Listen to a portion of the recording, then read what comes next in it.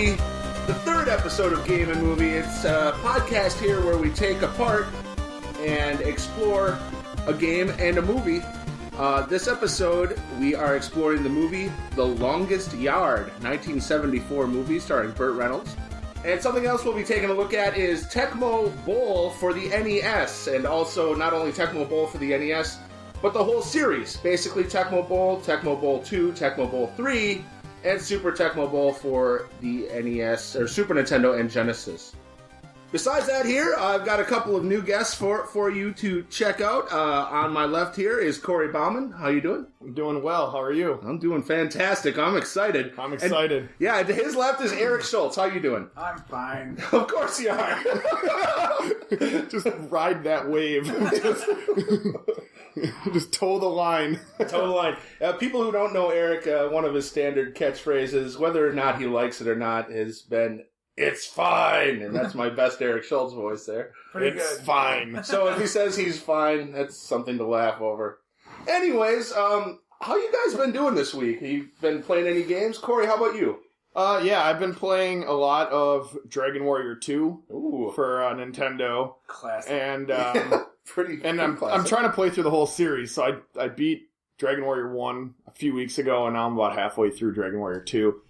During a lot of my staff meetings, I also play a lot of cribbage on my phone. Cribbage? Yeah. Oh, nice. So I got that going for me. Is there an app? Yeah, there's an app for it. I should get that.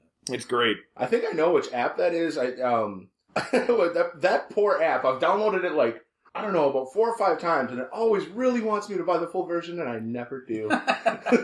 Oh, it's just classic cribbage. Yeah. And you can fly through a game where they don't count anything. You just play the cards out. You can get through a game in like 7 minutes. It's pretty great. So what else you been up to this week? Not a whole lot. My band played a show last night. How did that go? It went very well. What's your band's name? My band is called Future Plans. Right on. Yeah, I've yet to see you. I definitely want to. We played our 5th show last night. Things are going good. Recording in April. Besides that, just teaching these kids a lesson. Yeah, you're a school teacher. I am a school teacher. I teach pre-calc and advanced algebra at a high school for juniors and seniors. Excellent. Yeah. Admirable work. Well, I appreciate that. I'm sure those kids do too. Eric, how about you? What have you been playing? What have you been doing this week? As you know, early this week we went to work Yes. in Oshkosh. Eric and I work together for a really weird fucking... Do you want to break this job down? I don't know, do we really? I think it's interesting. Let's just keep it a secret. Okay. Yeah, that's a good way. Yeah, it's a secret job. Yeah, if anyone really wants to know, why don't you fucking throw us an email? Yeah, contact these guys later. But then, the rest of the week has just been, mad shows. Like, our band played on Wednesday also. Mm-hmm. We're in a band together called Holy Shit. Yep. We've been together for 16 years now. We're fucking dinosaurs in the music scene, pretty much. It's old. It's really, good, though. really old. Yeah, I still agree that we still have integrity. Yeah, you guys are masters of the 15-minute set. You've got it down. It's 15, 16 songs, 15 minutes. Thank you. Done. Yeah. And then, I worked Thursday at the High Dive Bar. There was a show after that. And then that band stayed over and got super smashed. Yeah. And then Friday was Corey's band playing. And on Short Walk is another band I'm in that played earlier before his show. And Short Walk's that's power violence. Yeah. That's really fast. Type of thing. Yeah. I timed your set 12 minutes. Oh, really? That's crazy. And there was still some banter in there. Yep. Yeah, Short Walk's like Holy Shit 2.0. Yeah. Just harder, tougher, faster. Smasher was great last night. That one guy was trying to jump into everybody and swing his arms around. He just kept being like, seriously, fucking stop it. In the middle of his lyrics, there'd be a pause where he would be singing and be like, can you fucking stop? I didn't even hear that. Myself and Andy Junk were having a blast listening to that and watching Adam just get worked up at this one guy who just kept swinging his arms around and whatever. Yeah. Well, those guys can go die. Yeah. The pit bosses. The pit boss. Yeah. Yeah, totally. Fuck that. And all I've actually been playing recently is just the newest 2.5 years old Zelda for 3DS. Ooh. Link Between Worlds. It was up for a replay, though. You know what I mean? It's really easy.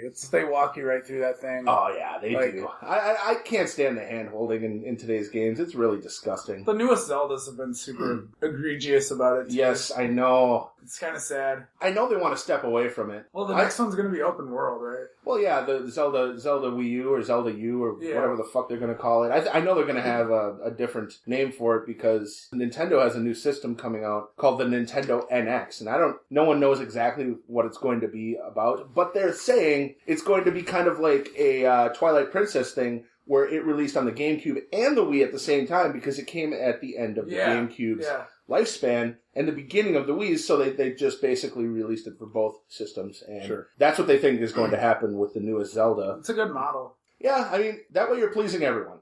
Zelda... I might miss the whole Wii U. Yeah. Because if I'm buying it when it comes out, I'm just going to buy the system. Damn. Yeah, you might. Damn. That's kind of a kick in the nuts. Since there are a lot of really good games for the Wii U out there. Yeah, it's... Just think about this. You get it later. You're going to get it later, and you're going to get it for really cheap, I think. Right. It'll probably be like a third of the cost. Right. Although Nintendo games have this fucking tenacity, this ability to hold on to their value that I cannot describe. And you still, you want Super Mario Bros. 3 for the NES, it's still going to cost you at least $20. And that was released in '89! Right. Fuck that! Anyways, I've been playing, I've still been playing some mobile games, mostly Match 3, but I'm still on the Magic the Gathering Match 3 game. Marvel Champions, which is that fighting game that has RPG elements. They look cool. Yeah, still onto that. That's a really cool game. I found a game called Zookeeper that has you. It's another Match 3 game, but that one's pretty deep too, and you can match people across the world in real time, which is odd. You don't really find that with mobile games because of the speed of which mobile gaming is. Is that apped up on Facebook as well? I don't know. Okay. I don't even see him at this point. You're probably not friends with people who game on Facebook. Maybe. So I used to. I don't really game on Facebook anymore. I get roped into a game here and there. I mean, when like Farmville was big, but I wasn't part of that. But my wife was. And she'd be like, "You need to harvest my crops for me. I'm gonna be, I'm gonna be gone for the night, and I don't want them to die." It's so true. And I'm just like banging my head against the wall, like, why do I do this? I mean, like Mafia Wars. Mafia Wars. I was deep into that. What the fuck was I doing for like my entire day, just waiting around to power up so I could go and do whatever I had to do? Yeah. And there was no end in sight. No, there wasn't. There's no light at any tunnel. Man, that's a snapshot of like 2010 to 2012 of Facebook. Yeah. Just terrible games. And Mafia Wars was like the first one. I think that was like 2008. That was huge. It was huge, man. I got sucked into it pretty hard. Yeah. You got me roped into one of them too. What was it? Like some Wheel of Fortune or some dumb shit? Oh, yeah. I don't know. At that time, I was gaming hard on the Facebook platform. Yeah. Like Trivia Crack. Eric got me into that, and I was into it for a couple weeks, and then I was like, you need to stop. Well, some of the questions would recycle on Trivia Crack, too.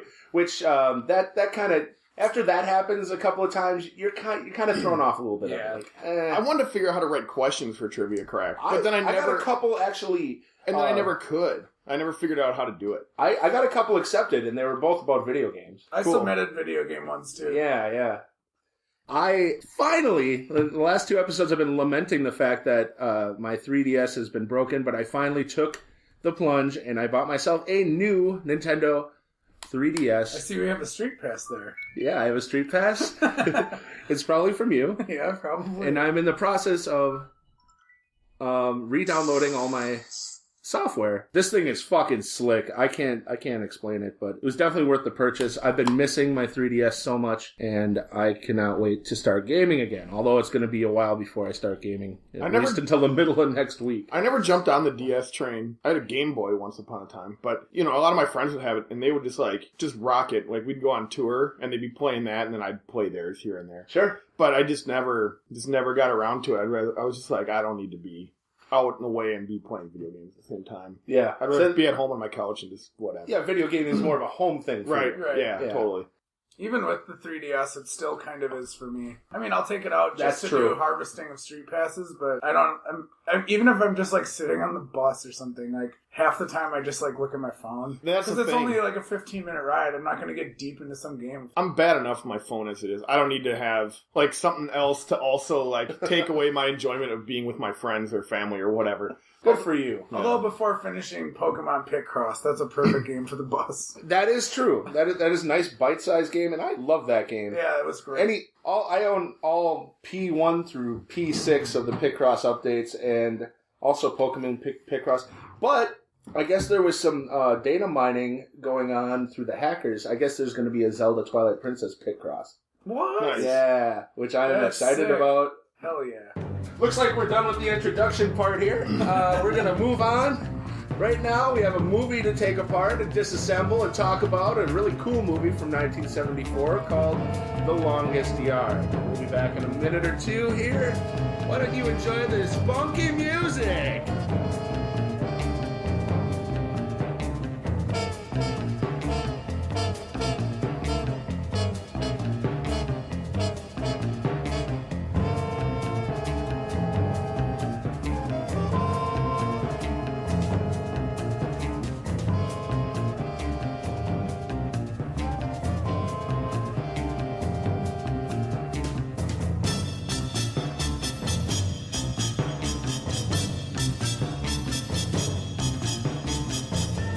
Alright, welcome back everyone.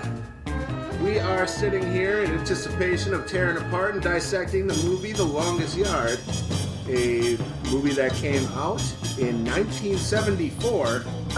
I'm the oldest one here. I was born in 1976, so this makes me feel, I don't know, a little young and a little old at the same time. This movie is fucking ancient, dude. Yeah, it's 42 years old. 42 years old. Hey, Tony, you want to come watch a football movie? I don't know. It's 42 years old. No fucking thanks. So Corey suggested actually the game and the movie of this episode 3 here, and I had never heard of The Longest Yard before, and I thought, well, shit, okay. What, it's from 1970? What? I don't know if I'm going to want to see this movie. But it turns out this movie is surprisingly awesome.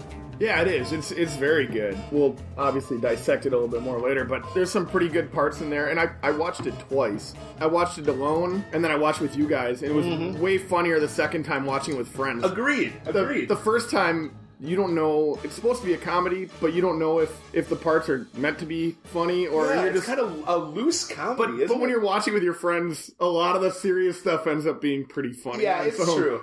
So this movie here was directed by Robert Aldrich. The writers were Tracy Keenan Wynn. He was responsible for the screenplay of it. Basically, Tracy has done rehashes of The Longest Yard. But Albert S. Ruddy. It says that he was mainly responsible for Hogan's Heroes in that era. That's crazy. And That's way back. Yeah, that was Hogan's before. That was before the movie. Yeah. And then later in the 80s, Megaforce, which is a really awesome action movie. Go on.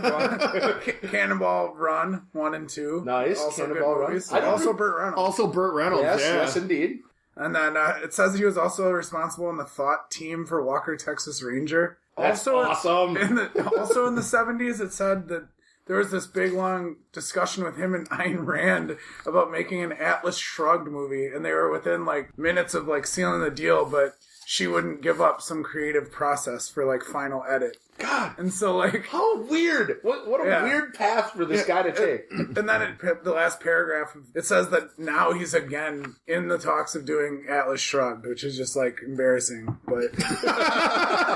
I don't know. Could it be? I don't know. Maybe he'll do it some justice. I mean, I don't based know. upon the movies that he's written for before. I don't know. I don't know if he can pull it off, but if he does, man, that'd be a weird... Some dystopian shit. For sure. This was released on August 30th of 1974, like I said before. I know in the box office they grossed over $28 million. I don't have any budget information for this, but $28 million back then, it's a lot. Multiply it by 3, it's pre-Reagan. Yeah, right. So the runtime, it goes just over 2 hours at 121 minutes. This was rated R. So, and you can tell there's some nudity right in the beginning. There's lots of colorful language. Fuck off! Unger! Unger, best. This was also remade into a movie starring Adam Sandler. Now, I have not seen this either. I'm not watching that. No, I haven't seen it, and I might, but... I'm curious. I'm not personally. gonna... Right, I am too. I want to see how the movie changes or progressed from the original one. There was a second remake, or previous to the Adam Sandler one, that was called Mean Machine. There was another one that was made in England, but it was soccer-based. Oh, weird. Oh, Yeah. cool. So How do you make a yard in soccer? yeah, I don't know what they changed it to, but it The was longest penalty kick. Right, yeah, exactly. I mean, you could definitely have a nut shot scene in a soccer version. Right. Oh, definitely, yeah. The main attraction of the film is Burt Reynolds. He, of course, has such a crazy, long, illustrious career. The first thing he ever acted in was in, like, 1950s. And he had to be kind of like a young adolescent or a teen at the time Well, when he started acting. We figured out he was 38 in the movie? Yeah, he was 38 when the movie came out. when this movie came out. And this is when he started really rising. He did Deliverance in 1972. He played Lewis. That was a huge film, controversial film. And then he did White Lightning, starring as Gator McCluskey in 1973. And he also did Gator, which he also plays Gator McCluskey. I remember in Archer, he also makes an appearance, and Archer begs him to write the third trilogy of the Gator movies. Because Archer is such a big fan of Burt Reynolds, and he's really into him. But yeah, he's started in a lot of things. Also, Smokey and the Bandits, 1, 2, and 3. Might be one of his biggest things. Yeah. Definitely one of the things. The Cannonball Run, 1 and 2. And we had also mentioned that the screenplay writer. That was the story writer. Story writer. Yeah, he had also... So they have a little bit of a history together. And then also, something that's kind of funny, he was in All Dogs Go to Heaven, he voiced Charlie B. Barkin. I'm assuming he was a dog. In other Reynolds trivia, I read that he played college football at FSU. Oh, nice. There was a lot of football people involved in The Longest Yard. The interesting one was the character they called the Indian. I don't remember his name in the movie. Yeah, I don't either. He played really well at Washington University. Took their team to the championship, and they sucked before he was there, and then they sucked after. Yeah. Like he was the next coming for that team. Yeah. And then once he left, they just disintegrated. Yeah, I read that too. Yeah. And I think the most notorious of all the former football players, obviously Nitschke. Yeah. And Yes. we'll talk about that, obviously. But yeah, Ray Nitschke, then in his... We looked that up, too. He was also like 38, right? He was around 38 years old when that came out. This would be post-career, right? Right. It had to have been. Well, I mean, those championships he was in were in the mid-60s. In the 60s, right. So, later on in Burt Reynolds' career, he has his roles played out for him. He's playing a mean and dirty, either ex-cop or just like a vigilante. He's in movies Universal Soldier 2, Hard Time. That sounds great. Yeah. Big City Blues. I mean, most of these, you see him carrying a gun. He went from sex symbol into kind of like a tough guy. Mm-hmm. Somebody for hire or something like that. Yeah. He's definitely in the twilight of his career now. He's, 80 years old now? 80. It was just his birthday. Yep. So happy birthday to you, Burt Reynolds. I know you're listening. He was also something that ties him into video games here. He was a voice of Avery Carrington in Grand Theft Auto Vice City. Yeah, I knew that. Yeah. He was the crooked sheriff, right? Nice. I never played that. I believe he was the crooked sheriff. He was also in Saints Row the Third from 2011 as Mayor Burt Reynolds. Of course. He's been in 179 projects. This guy is prolific as fuck. The co-star in this film here is Eddie Albert. He's acted in many other things, but he was significantly older than Burt Reynolds. He played the warden in The Longest Yard here. A real hard-ass, hungry for power. I'm going to have to say, like, the most prolific thing that he was a part of was Green Acres, which was a TV series that ran from 65 to 71. Oh, I would have guessed earlier. Yeah, that was you know what? I fucking love Green Acres. I watched the hell out of that show when I was a kid. It was surreal as shit. I mean, you kind of think of it now, and you're like, Green Acres, whatever, It's actually really surreal, and the comedy is real. Whenever I see an old episode of it, I make sure to watch it because it's going to make me laugh. It was a quality production. I never really watched the show. I remember seeing it like as a kid, but not really paying much attention to it. But both when I was in the marching band, our drum line used Green Acres as a cadence. And we would play like the da-da-da-da-da, part. Oh, sure, yeah. We would do that on the quads. And then the first band I was in, called The Spectators, we covered that song. Turned into a thrash song. So Eddie Albert also, he did a lot of one-offs in TV shows, small bits in movies. He was on like The Twilight Zone, Murder, She Wrote, 30-something. Apparently there was a Return to Green Acres, a TV movie. Yeah. That went straight to DVD. And right before he died, he was in a TV series called California. But yeah, he's the other main attraction of this film. Yeah, I think you should mention the first sentence of his IMDb says he was a circus trapeze flyer. Wow. Yeah, before any acting, let's just get this out on the table. I'm a trapeze. Yeah. I'm a trapeze artist. That's what I do. And then you see like this old guy in The Longest Yard, and now next time if I ever watch this again, like that guy was like swinging from things at the circus. Oh man, long dicks, fucking ropes, doesn't matter. Bars in the air, no net to catch me after swinging on this long dick. I don't think Cirque du Soleil existed. What does Cirque du Soleil even mean? Circus of the Sun, right? Circus of the Sun. Something like that. You heard Nice. it here, not first, probably. Yeah. Possibly not correct. Yeah.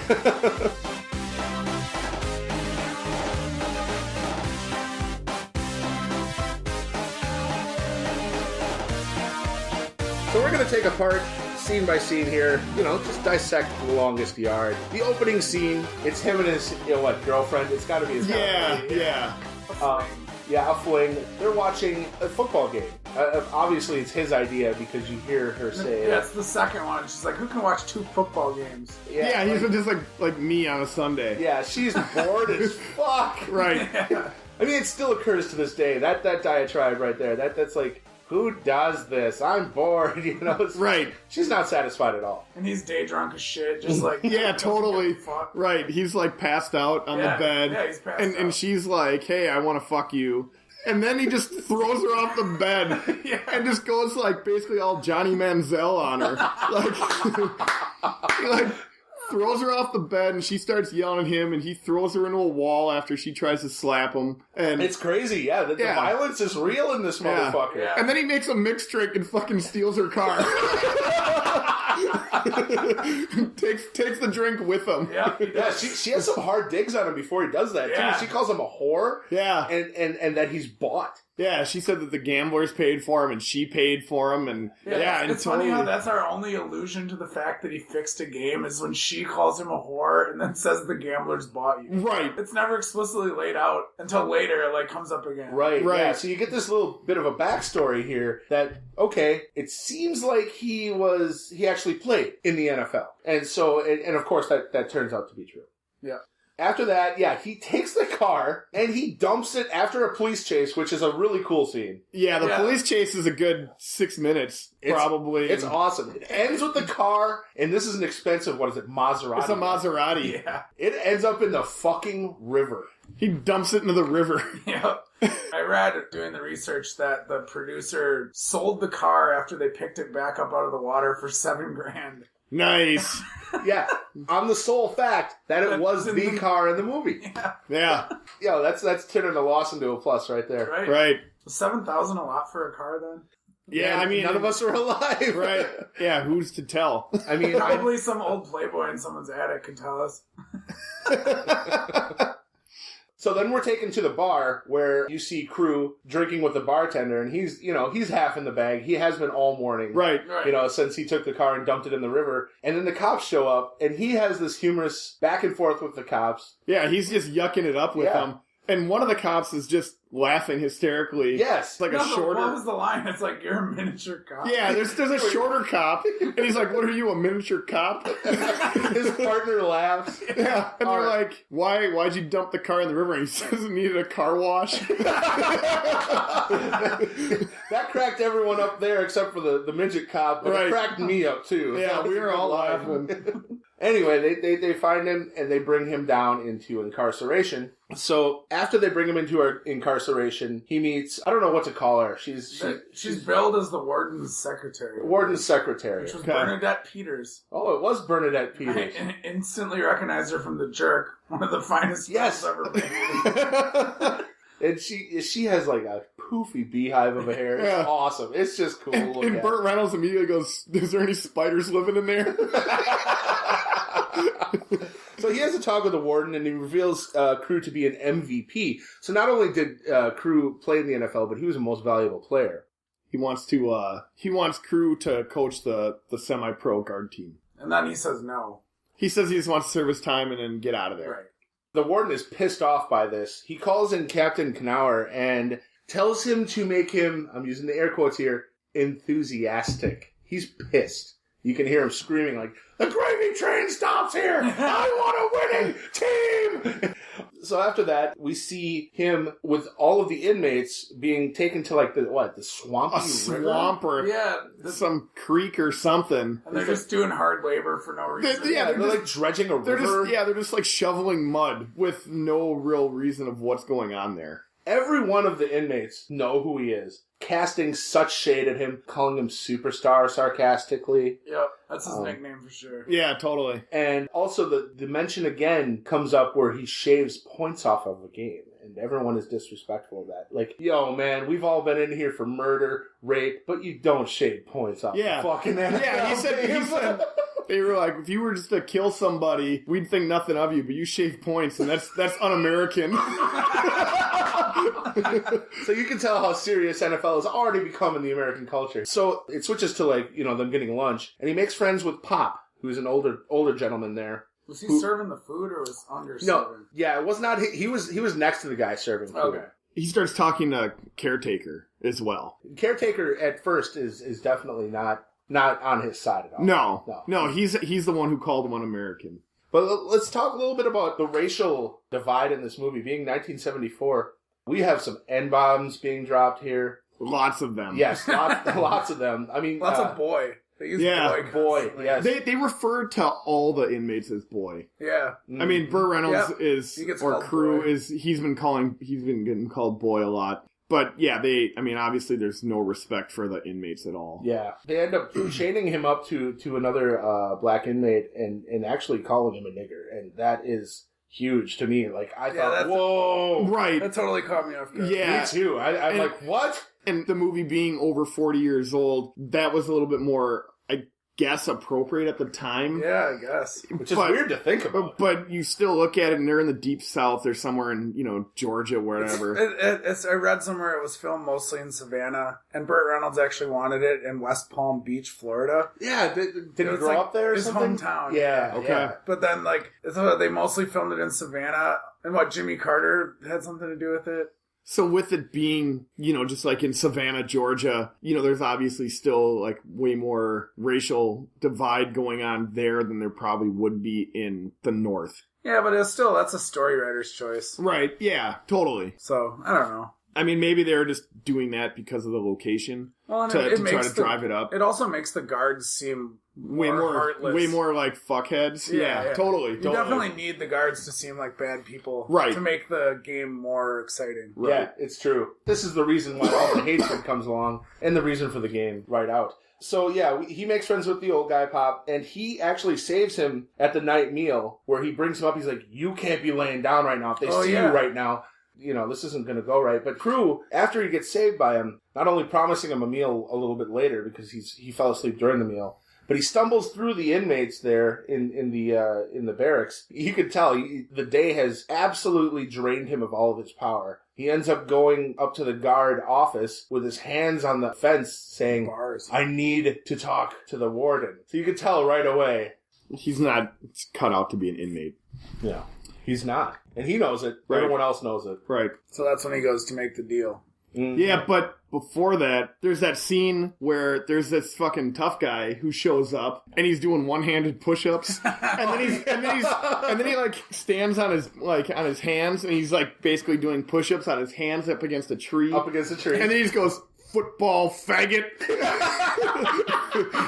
And yet another word. Yeah, and later, doesn't he fart on his head right there too? When he's doing the handstand push-up. I didn't. If he did, I didn't catch it. I didn't catch it either. Maybe one of you guys just farted, and I thought it was.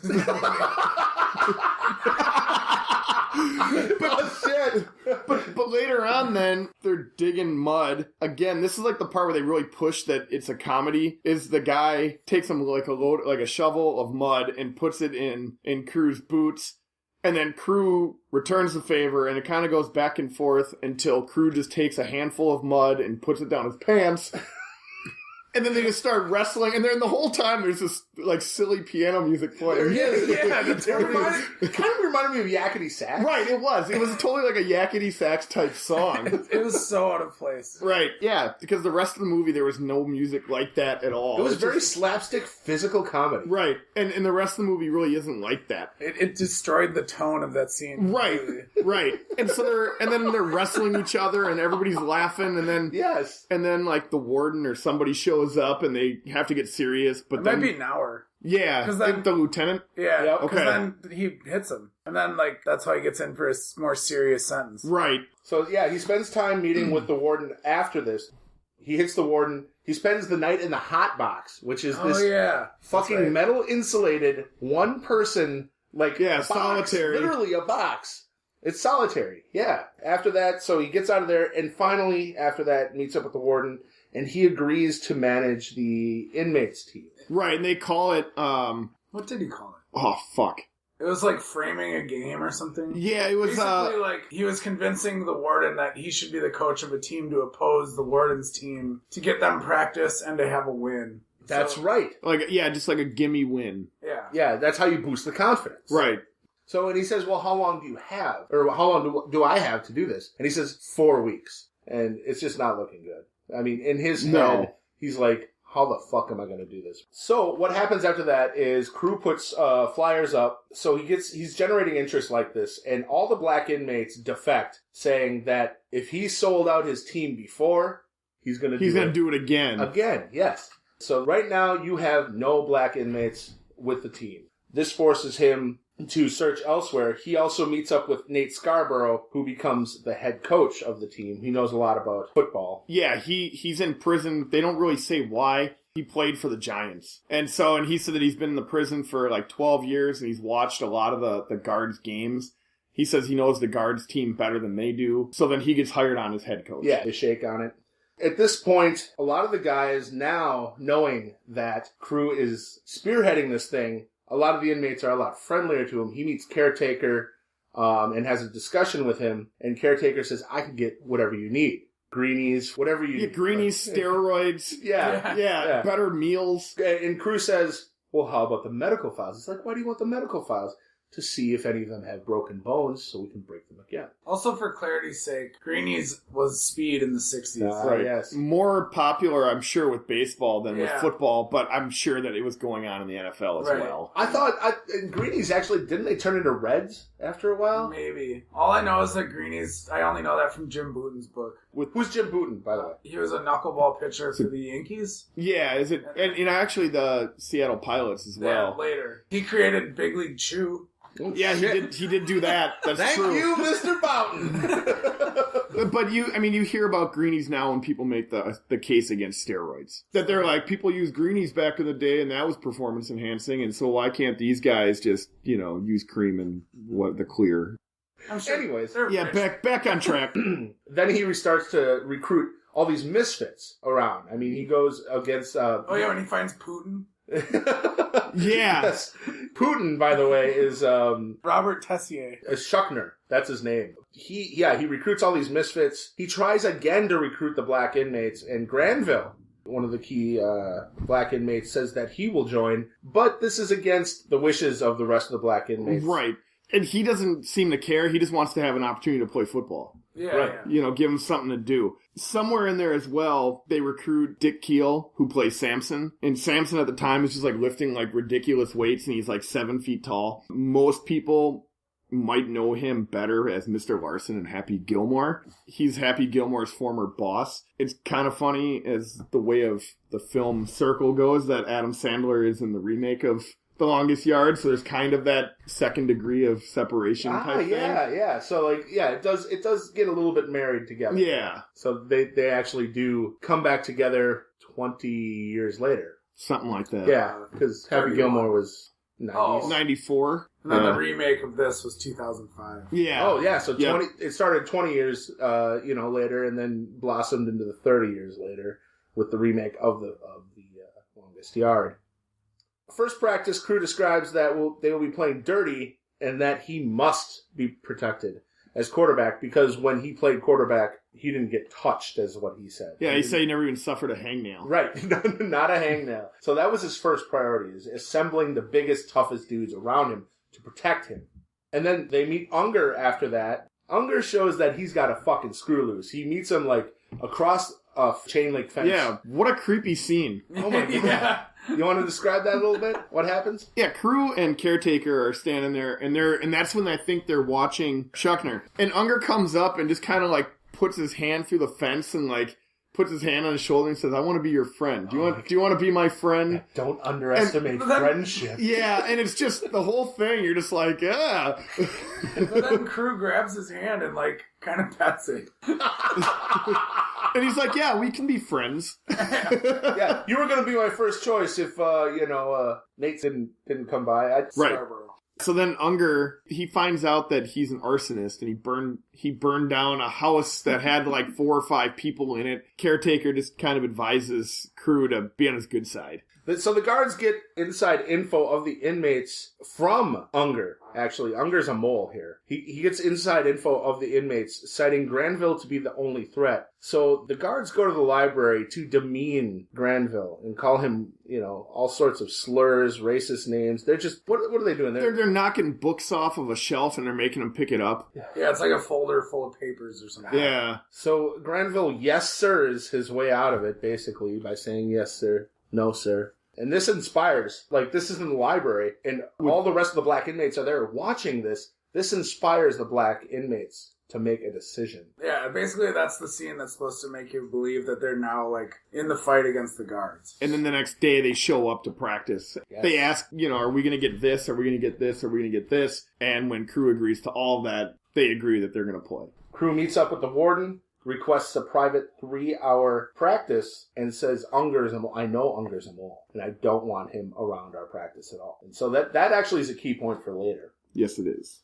So after this, we're brought to a scene where both Crew and Caretaker are in a cell together. What is the liquor that... Raisin Jack. Raisin Jack. Toilet wine. Yeah, it's like toilet wine. Right. So they're kind of having a heart-to-heart here. You can tell, the best friend of Crew right now is Undertaker. Caretaker. Undertaker is no one else. Except Paul Bearer. Yeah. And even that's shaky. The way I see it, I get first crack at the young blood. Whoa!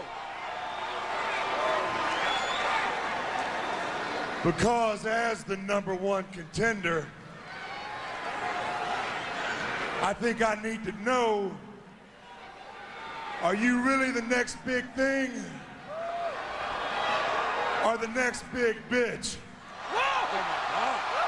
Are you kidding me? Caretaker has gotten him everything, basically. Right, yeah, he's looking out for Crew and... Has Caretaker already told him about the footage he has? Or this scene? He's got footage. That is a part, that's a small part that I skipped by in my notes, but yeah. He finds some footage, he gets him a good meal, or he hooks up Crew with the warden's secretary. Yep. And so they go into the warden's office, and then she bangs him. Mm-hmm. No Trump. And he drops the film tape as part of the comedy that goes along with it.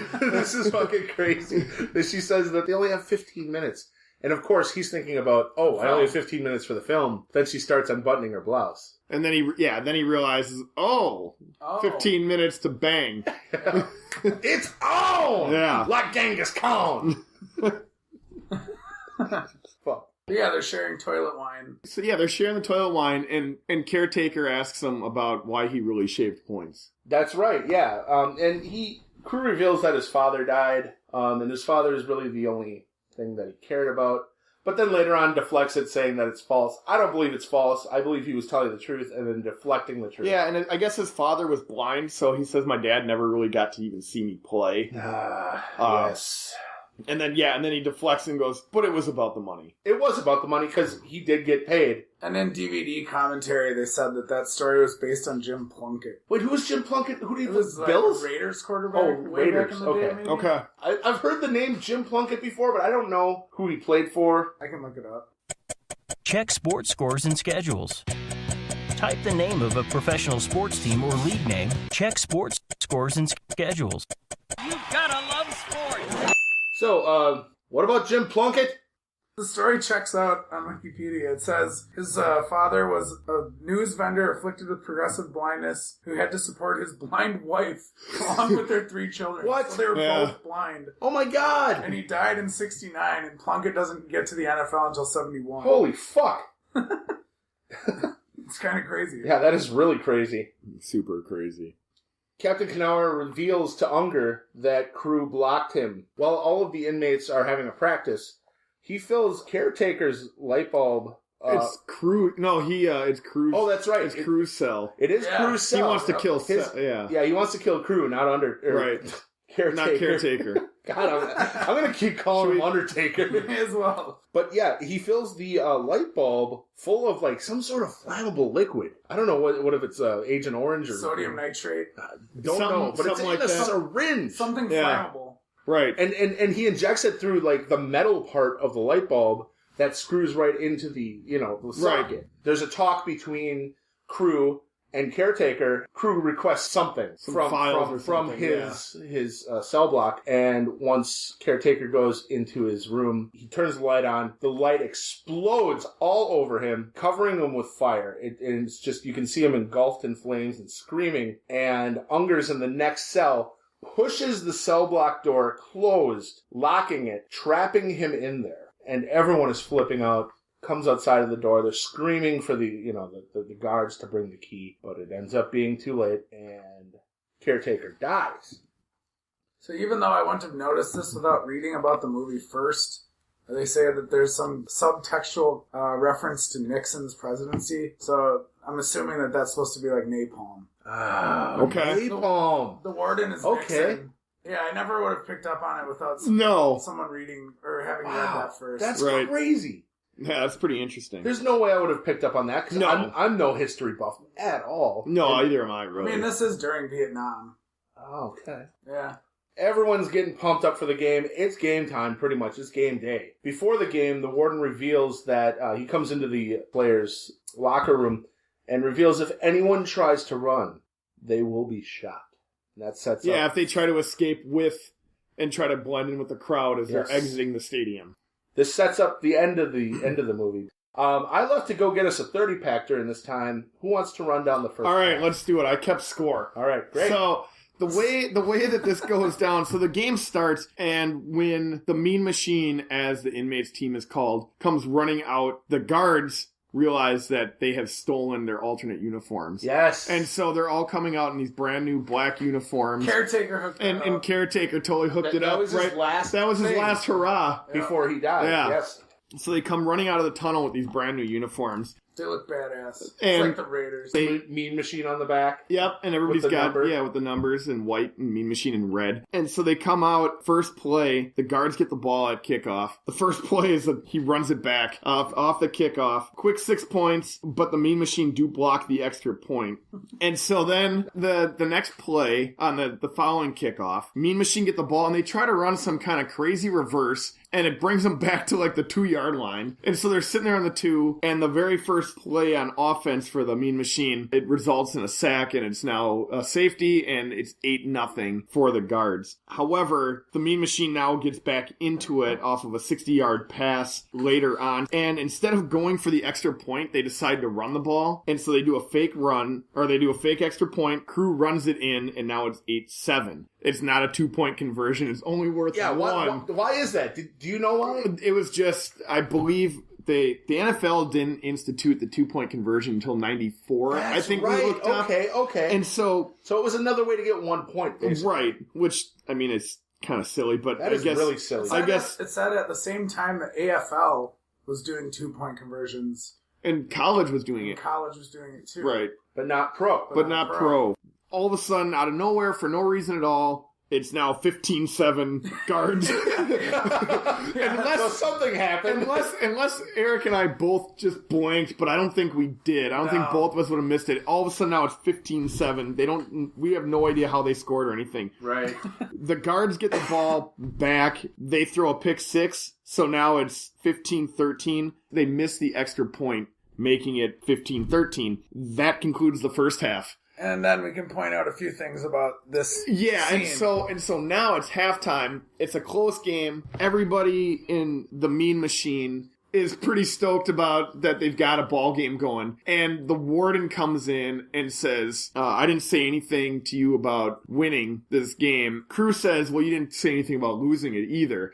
Yeah, so, that's a good setup. Yeah, so he says, I want a 21-point spread. So the score being 15-13, now the Guards are supposed to win by 21 points, by 3 touchdowns. And the thing is, he says that he wants a 21-point spread, or he could serve upwards of 30 years. Right. And that is the thing that really propels the scene forward. Because he's an accessory to the murder of Caretaker. Of Caretaker, even though he had nothing to do with it. Accessory. You know. Also, what I wanted to point out quickly was that when the football game starts, the cinematography changes a lot. Oh yeah. We need to talk about this. This is key. Yeah, it switches to very strange split screen shots of people. Like, the fans, the two teams, like the warden. Yeah, everything is like just kind of thrown into different corners. Mm-hmm. And they're like, it's like scrolling across the screen. It's slick as hell. Something you would never see today in a movie like this. Yeah, I mean, it is totally like that 70s NFL films highlight type thing where you expect to see that would be like boom, boom, boom. Actually, that's probably where they got it from. Yeah. It actually looks a lot like the movie Head, the Monkeys movie. Oh, okay. They do tons of that weird shit. I saw that once, but it's been a long time. Yeah. I've always been really high. You don't even get high. No, it was a long time ago. Yeah, proof that it's a long time ago. But, I mean, in the cinematography in general, and, like, the way that they show, like, the plays. Now, I ran down the first half pretty quick, but there's a lot of, like, plays where I wonder how long they had to, like, run, like, the same play to get those shots, but it looks very well done. Yeah, it really does. It doesn't look like when you and your friends are out playing football in the street. You know, it's like everything is, like, bang, bang. It looks like a choreographed play that somebody drew up. It really does. And the defense falls into it, and the tackles are there. There's blocks. Yeah, it's really well done. It looks super good. It looked more real than that first Packers Super Bowl we watched.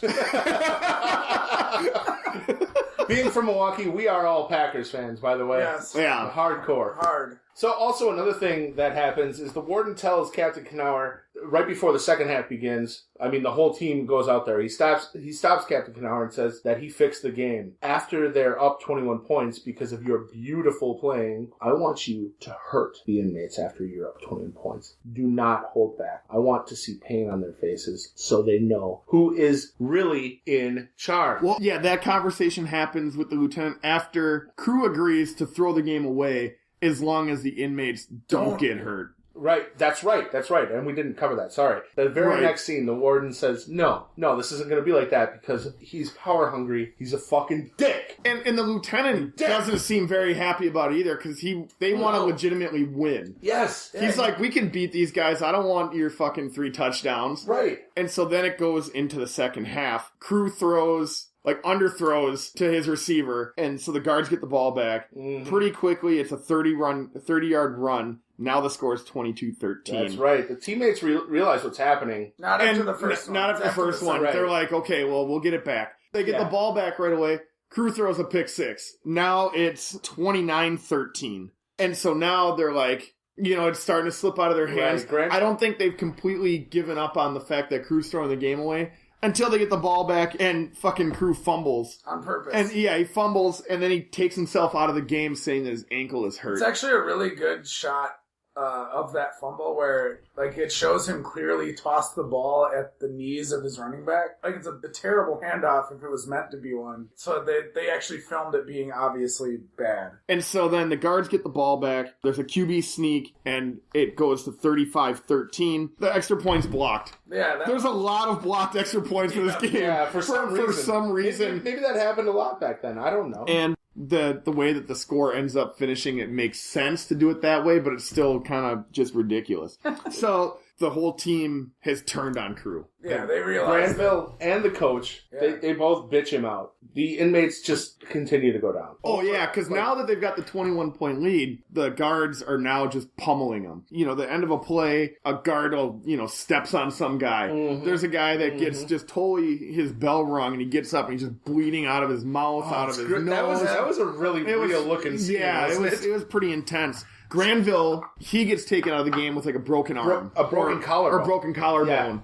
Finally, after that happens, he's been approached by both Granville and the head coach saying, what the fuck are you doing? Yeah. Granville goes down with the collarbone. He Crew, sees... like, Pop is working on his ankle because when Crew got brought out of the game, Crew doesn't really necessarily specify what happens to his leg. He says twisted. Yeah, twisted. Yeah, he has to get pushed to even say that, though. And also, an interesting fun fact about that very scene when he's coming back, quote-unquote, injured, is that he sits down on the bench and everyone's, like, abandoning him. The player sitting on the bench, number 65, is Burt Reynolds' actual brother in real life. Yeah. And he slides his ass down. And just knowing that in real life, that's the real turn. There's also a point in the game where, I'm trying to remember when, but Samson ends up breaking a guy's neck. And he's like, I'm going to fucking clothesline this guy next play. Yeah.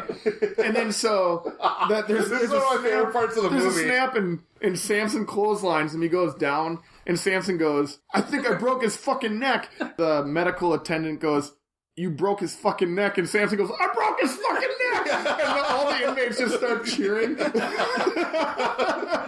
It's the same line repeated 3 times. And right. That is true humor right there. It was really funny. Basically, coming back to this, Crew asked Pop, who's working on his ankle, if it was all worth it to hit the warden. You got 30 years for that, right? Yeah, you got 30 years for that. Pop says, yeah, I think it was worth it. There's like a moment of silence and Crew says, well, give me my fucking helmet back or something like that. Yeah, give me back my fucking shoe. Give me back my fucking shoe. And Pop starts laughing.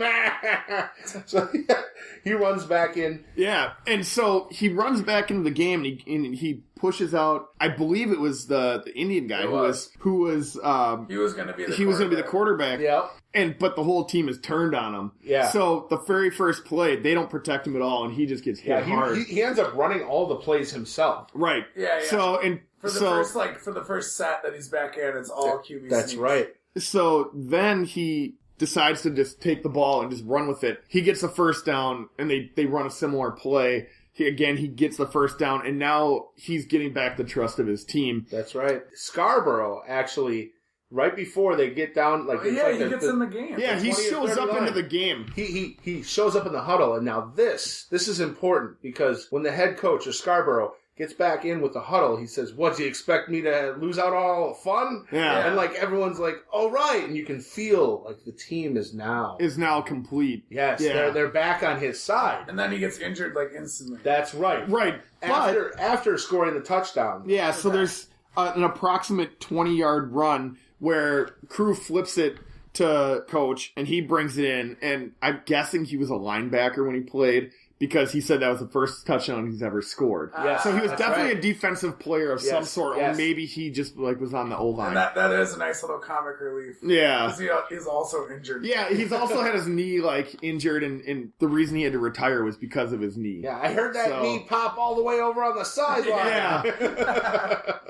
So then there's an onside kick that was recovered by the Mean Machine. They score again over an awesome reverse play. Yeah, they run a 15-yard reverse. So now it's 35-27. Correct. And then there are 5 minutes left. Right after that, actually, you assume that the guards had possession of it and kick it off. They didn't show that set it down. Yeah. Right, exactly. You're shown basically right after that, there's a huddle of the Mean Machine, and they're like, we're going to drop kick it. We're going to drop kick it on it's like a 30-yard drop kick. Yeah, and that scores 3 points. And a drop kick is like a punt through the upright. And it's hard. It's worth 1 point now. And that if you do it in the NFL today, it's only 1 point. Okay, but back then, 3 points. And it blew the guards' minds. Including Nitschke. And Nitschke said, I've been playing for years, I've never seen anything like that. And so now it's 35-30. It is 35-30. And this is the last drive. Right. They have the ball. And again, there's no set of downs for the guards. Right. And all of a sudden they have the ball back. We assume that the guards, again, stalled out on 4 downs. This is where more comic relief comes in. Because on first down, Nitschke, who's playing as either a nose tackle or as just middle linebacker, they specifically say, let him get by. I'm going to try this out, and if it works, you guys are all just going to tackle him. Mm-hmm. And so as soon as the snap comes in, here comes Nitschke, and I don't know his character's name. Yeah, I don't even know. or something. Yeah, some Polish name. Nitschke comes running in, and Crew just fires it right at his crotch. And he grabs his balls and he goes down, and then all 11 guys just fucking They tackle just him. pile on him. and the announcer's like, that looked a little planned. Yeah. And so they get unnecessary roughness. There's a 15-yard penalty, so now it's second and 25. They do it again. And so then do it again. Yeah, they're all laughing in the huddle. He goes, "Let's just do it again." And so they do it again, but Nitschke's trying to line up into the huddle with the defense, and he had his bell rung so hard. And yeah, he barely gets in there, and then they go, "We're gonna huddle up over here," and they all just turn and they go like another couple yards up, and he's confused, and he has to walk back to the other huddle, and they let him line up without taking him out, and they run the same play again. And then they hit him right in the nuts. Yeah. Pile up on him again. Yeah. So that's 2 in a row. The ambulance has to be called. Nitschke now leaves in an ambulance. and like because his balls hurt really. Okay, to set this up, also, this is being played in an actual football field stadium. You see a bunch of people in the crowd on both sides. There's also a band that's playing, headed by 3 African-American women. They're fine as hell. Yeah, they are fine as hell. Yeah, totally. Everything about it. But they're playing the funeral procession song while he gets carted off of the field. And, of course, we're hearing chants of, "Mean Machine! Mean Machine! Mean Machine!" Yeah, the crowd has come to life. They want to see the upset for sure. Definitely on the side of the inmates and the Mean Machine. So now it's 4th and forever. 30. 4th and 30. Okay. They it convert. should be 40. Yeah, and it's weird because I think maybe because if it was 215, maybe on the first down they did something, and then they just went in the second down and the third down they ran those 2 plays. Perhaps. So, but on 4th down, Crew connects with one of the black inmates and like an awesome catch. Yeah, like just like this crazy like one-handed. Yeah, he brought just it in. brings it was right like magnetic. in. It was great. More props to the actual cinematography team. Yeah, totally. This. And the people who actually knew what the fuck they were doing on the football choreography side. And so then that brings it down to the 1 yard line. They get down to the 1 yard line with now. 1st and goal to go. It's the longest yard. And that's right. It's Eric, like it's the longest yard. It's the longest yard. It's there's a long time between that and then the finale of the game. All right, can we talk about the actual 4th down? I mean, they run 3 plays. Okay, we should just really quick compliment the guy who's announcing the game. Yes, that guy fucking rules. He was fucking great. There's plays where they're in the huddle and you can still hear the announcer. Like, he's like carrying the whole game, even though if they would have left it out, you wouldn't have known. But it's like the little things that you're like, holy shit, that's so great. On him. I don't have any trivia on him. I don't see it either. I wish that I did, because he was fucking fantastic. he had to announce for college or the pros or something, because he did a great job. All right. So they basically run 3 plays that don't do anything. Yeah, I mean, obviously, that's what it's coming down to. But the 4th and 1. But on 3rd down, they try to run it, and fucking Crew's jersey just, like, disintegrates on him. That's right. Just torn down the middle, like, barely hanging on.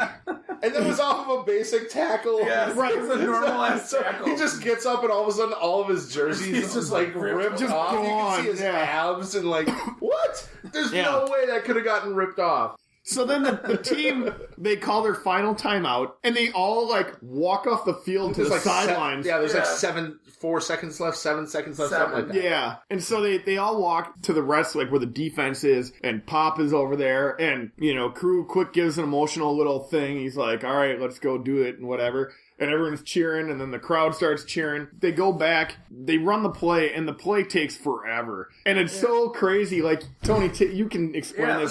So, what I have down here is they convert this is one of the most avant-garde stylistic choices with this last play. They slow down the footage to half speed, at least. Mm-hmm. And this play takes forever with Crew scrambling to the right, turning back to the left. All the while, there is one note playing, okay? So what you hear is basically...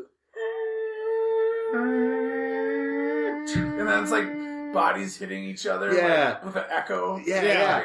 This scene in this movie probably takes around 30 to 40 seconds. The longest scene. It's so... Again, just like the cinematography in the first half, when they're announcing the teams and everything, they go into split screen.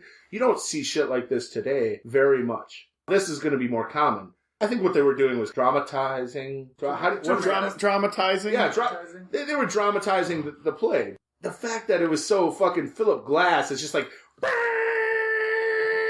Well, it's almost deafening while you watch this in slow motion. And so he turns back to the left or to the right, dodges some tackles, and finally leaps up, kicks himself off of a defensive player. Enemy. An enemy! And scores the winning touchdown! That score is fucking crazy because you see, like, the ref, he starts to throw his hands up as a touchdown, and all of a sudden, that split screen thing comes back where you see, like, the sidelines, you see the crowd, you see the warden, you see crew, you see this guy, you see the gun going off? The gun goes off. End of the game gun? The gun goes off. The gun goes off as he's running. And that means that whole, like, 30 seconds was only 7 seconds in real time. Right. That's right. And so... Oh, crazy. So they show all this, and then it goes quiet, and then you hear the whistle blow, and the guy signals touchdown, and then it explodes, right? Everyone's just so happy. And it's 36-35, time is up, they don't kick the extra point. Yeah, they don't even do it. They don't even bother kicking the extra point. That's what would happen in real football. Yeah. So the Mean Machine wins. We have a happy ending. Yeah. But there is one more segment of the movie. This involves Crew. After the celebration, he walks away from the rest of the team that's going into the locker room. The warden, the sergeant are sitting there, and they're like, Crew! They're calling to Crew, like, hey, where the fuck are you going? You heard my warning before the game that anyone will be shot. They have a rifle there, and the sergeant has it. He doesn't acknowledge them at all. He's still walking towards what seems to be the opposing end zone. But there is obviously the football is in the shot. The football is in the shot, yes. And they keep calling to him, and the warden just keeps on getting more pissed. Yeah, he's losing his shit. He's trying to escape! Shoot him! Shoot that motherfucker! Yeah. Shoot that son of a bitch! Yeah, and the lieutenant's got, the aim ready, and he can't do it. Yeah, he's totally like, he's like holding off. And then Crew picks up the football and starts walking back towards the warden and the lieutenant. Which is huge. You can see this whole time that the sergeant, Lieutenant Knauer, he puts the gun down. You can see it in his face. Yeah. He is against all of this power that the warden has been exuding all of this game. He did not want to be excessively violent towards inmates during the talk that they had at halftime. But you can see in his face. Yeah, I mean... And he's like, game ball. And he hands the rifle back to the warden. Yeah. And it's at that point you can tell that the lieutenant... I mean, he's got it's his day-to-day life where he's the lieutenant, he has to be a hard ass, but this is like football and we're just competitors as of right now. Right. He's trying to be on an even playing field with the opponent.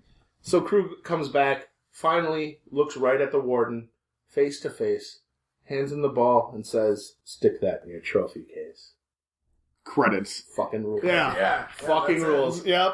But what about there was an alternate ending. You guys want to talk about that? Eric, talk about that. I mean, I think it came from the DVD commentary that the director or story writer originally wanted the warden to shoot him, but thought it would be too treacherous for the audience of the time. Yeah. And I'm so glad they didn't. It's like the alternate ending to like Major League, where it was going to be all like just a ploy to make them play better, to bring in all these ragtag misfits and whatever. Nobody gives a shit about that. They were glad that they stuck it to the owner. Right.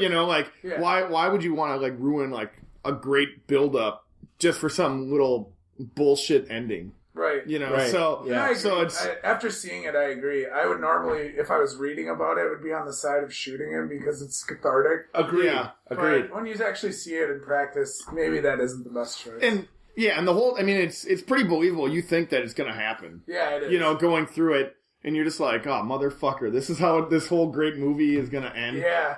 So. Spoiler alert. Right. Sorry. Yeah. So You know you're listening. Crew lives.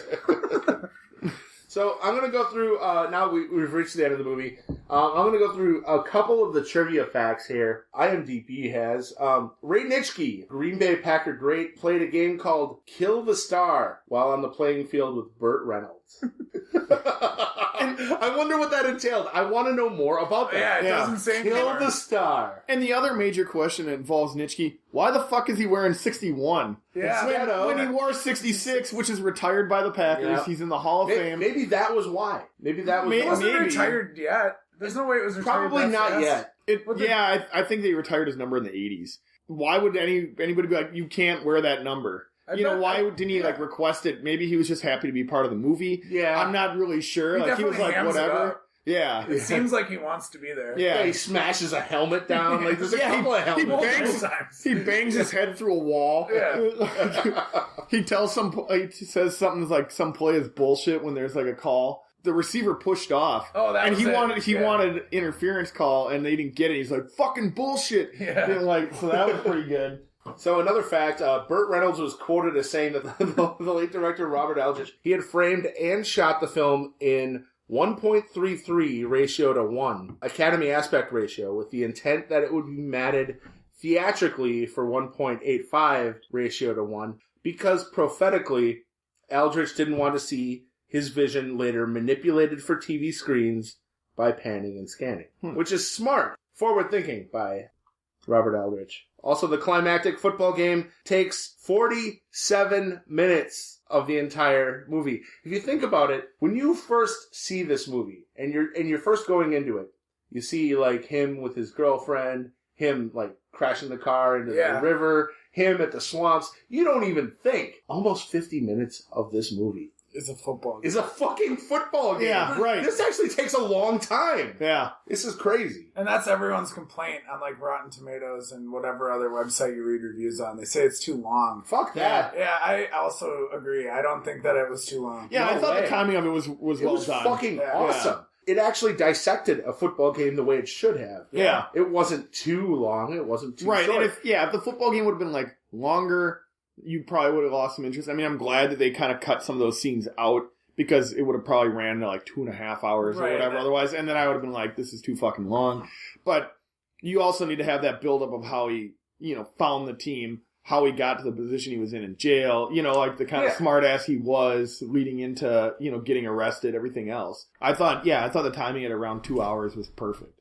Agreed.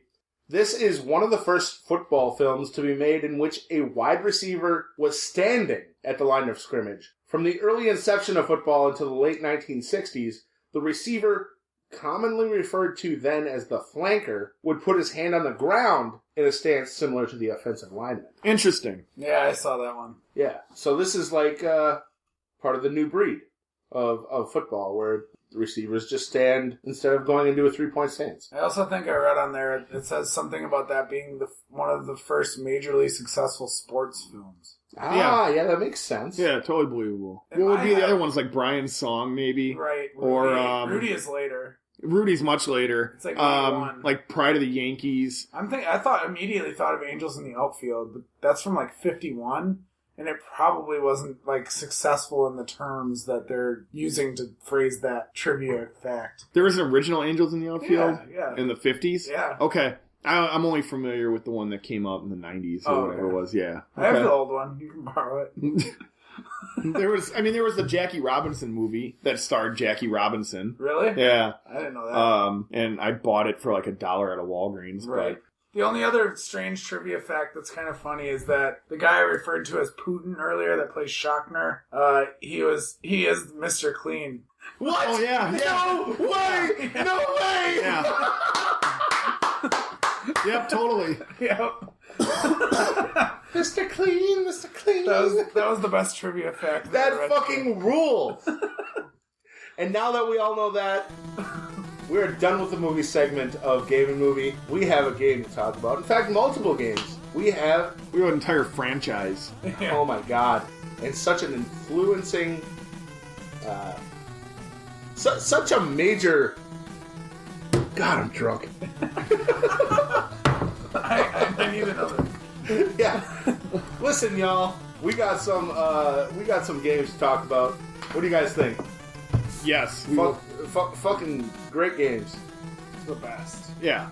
As far as football goes, As far as any, like, TECMO Super Bowl is probably specifically is easily top 3 games of all time for me. influential as hell. Yeah. And, We're going to talk about it. yeah, why don't you listen to some TECMO Super Bowl music while we take a pee or smoke or whatever the fuck we have to do.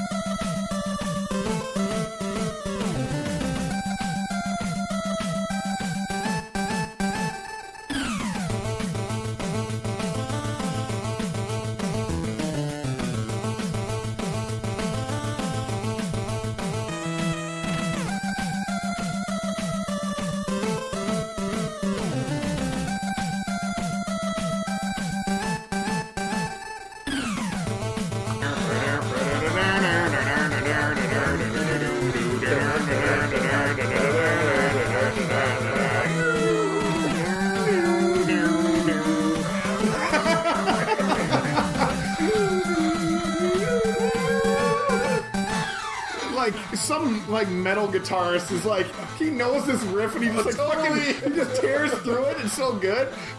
The sound set is very similar to Mega Man. Yeah, it is. Yes. Like Sounds same. exactly like fucking Bubble Man. Yeah. Oh man, it is. Wow, good pinpoint. Oh, and here he is in the video going Backwards. towards his his own end zone, back towards the end zone, and he just does it for 5 minutes. It's Like just a full quarter. No, it's actually only 2 minutes, so it might need 5 minutes in the game. But It is, yeah. Right, it's 5 minutes in the game because the clock runs way faster than. Here he is in the end zone. He's in his own end zone right now, and coming back, he's on the 15. Yeah. The 20. Oh, he just juked the guy out of oh the my line! God! Broken ankles everywhere! He's on the 40. Oh, at the 50, past the NFL Yes. logo. Oh man. Here he goes towards the 30, the 20. Oh, look at him juke. Oh, he's crazy. Towards the 10, and touchdown! Yes. I wonder how many takes it took that guy to do Yeah, I it. wonder too. Probably not that many. No. It's the longest 300 yards. Yes. The longest 300 yards. Very apropos. Welcome back to Game and Movie. We are now talking about what else? The game that inspired all football games. In fact, you could make a case against mostly all sports games. This one really did a number. I mean, Nintendo's football was out there. But what was that? 10-yard fight? 10-yard fight, fucking terrible. Well, that was on Super Nintendo. If you guys ever played, regular, no, regular. it was on regular Nintendo. Yeah, you're right. And then NES Regular. play. And if any of you guys Next ever play played action, yeah. the It Atari did. football, holy shit, was that terrible! yes. That was Oh just my God. like, wow! I just want to like hang myself. So here we are back again talking about TECMO Bowl in the series, pretty much TECMO Super Bowl, TECMO Super Bowl 2, and TECMO Super Bowl 3. TECMO Bowl was developed and published by TECMO themselves. The first one was released on December 13th of 1991, which is kind of crazy because it was 89. Tecmo Bowl. Super Bowl is 91. The first Tecmo Bowl of the franchise came out in 1989. 1989. I'm sorry.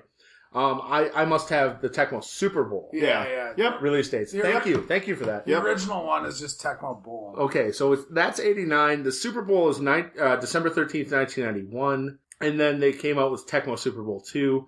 On the Super Nintendo, it was released in North America January of 1995. In Japan, December 20th of 1994. On the Genesis, the same date on the Genesis and the same date on the Super Nintendo. TECMO Super Bowl 2, released on North America and Japan on the Super Nintendo and the Genesis, same dates in North America, January of 1995, and in Japan on December 20th of 1994. The reason why we have dates on the Japan version is because they kept a lot better track of exactly the date of the releases in Japan and in America. They really did.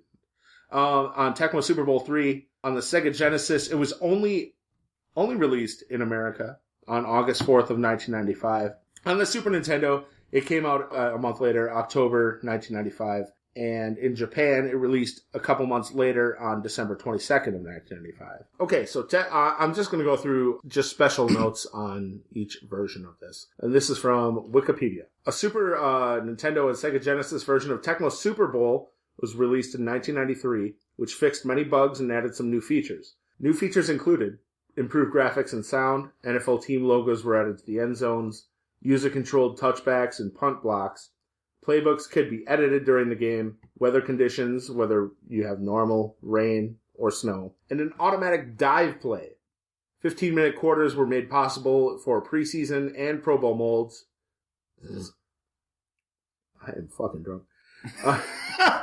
15-minute quarters were made possible for preseason and Pro Bowl modes, albeit still accelerated. The game also provided the ability to play 3 consecutive seasons from 1991 to 1993.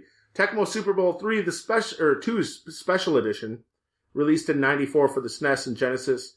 This game was a limited release. Nintendo Power Magazine mentions that approximately 15,000 units were shipped to North America in its February 1995 issue, which was issue number 669 of Nintendo Power. This was the first game of the series to depart from the true 2D view and utilize an isometric view, which was unpopular with a lot of people. Boo. Yeah. So, and TECMO Super Bowl 3, the final edition, released in 1995 for the SNES and Genesis. Also, there were other ones. These ones don't really count, in my opinion. TECMO Super Bowl was released in 1996 for the PlayStation. Get out. This was the last TECMO Super Bowl to contain real NFL teams and players. A new player editor gave the user the freedom to make unlimited amounts of unrestricted trades, change jersey numbers, edit names, modify player attributes, etc., etc. A play-by-play announcer can be heard during games. Basically, it was trying to be what Madden was. Yeah. And that's a wrong turn for Tecmo purists. Mm-hmm. You know? Also, Tecmo Bowl, it was just called Tecmo Bowl, was released in 2003 for mobile phones and devices. Basically a partial remake of the NES version of Tecmo Bowl, but the game only featured 4 teams, named only by affiliation, and no real players. So then you're really getting away from what Tecmo Bowl was. Yeah. And what it meant to players. Tecmo Classic Arcade was released in 2005 for the original Xbox. This game, Anthology, had a port of the original Tecmo Bowl Arcade as its headline game. And that, I remember playing that in the arcades when I was a youngin'. In the arcade that I later managed to become the general manager of. That game was crazy, because you would shake the joystick, to break tackles. Nice. Which you were probably really good at. I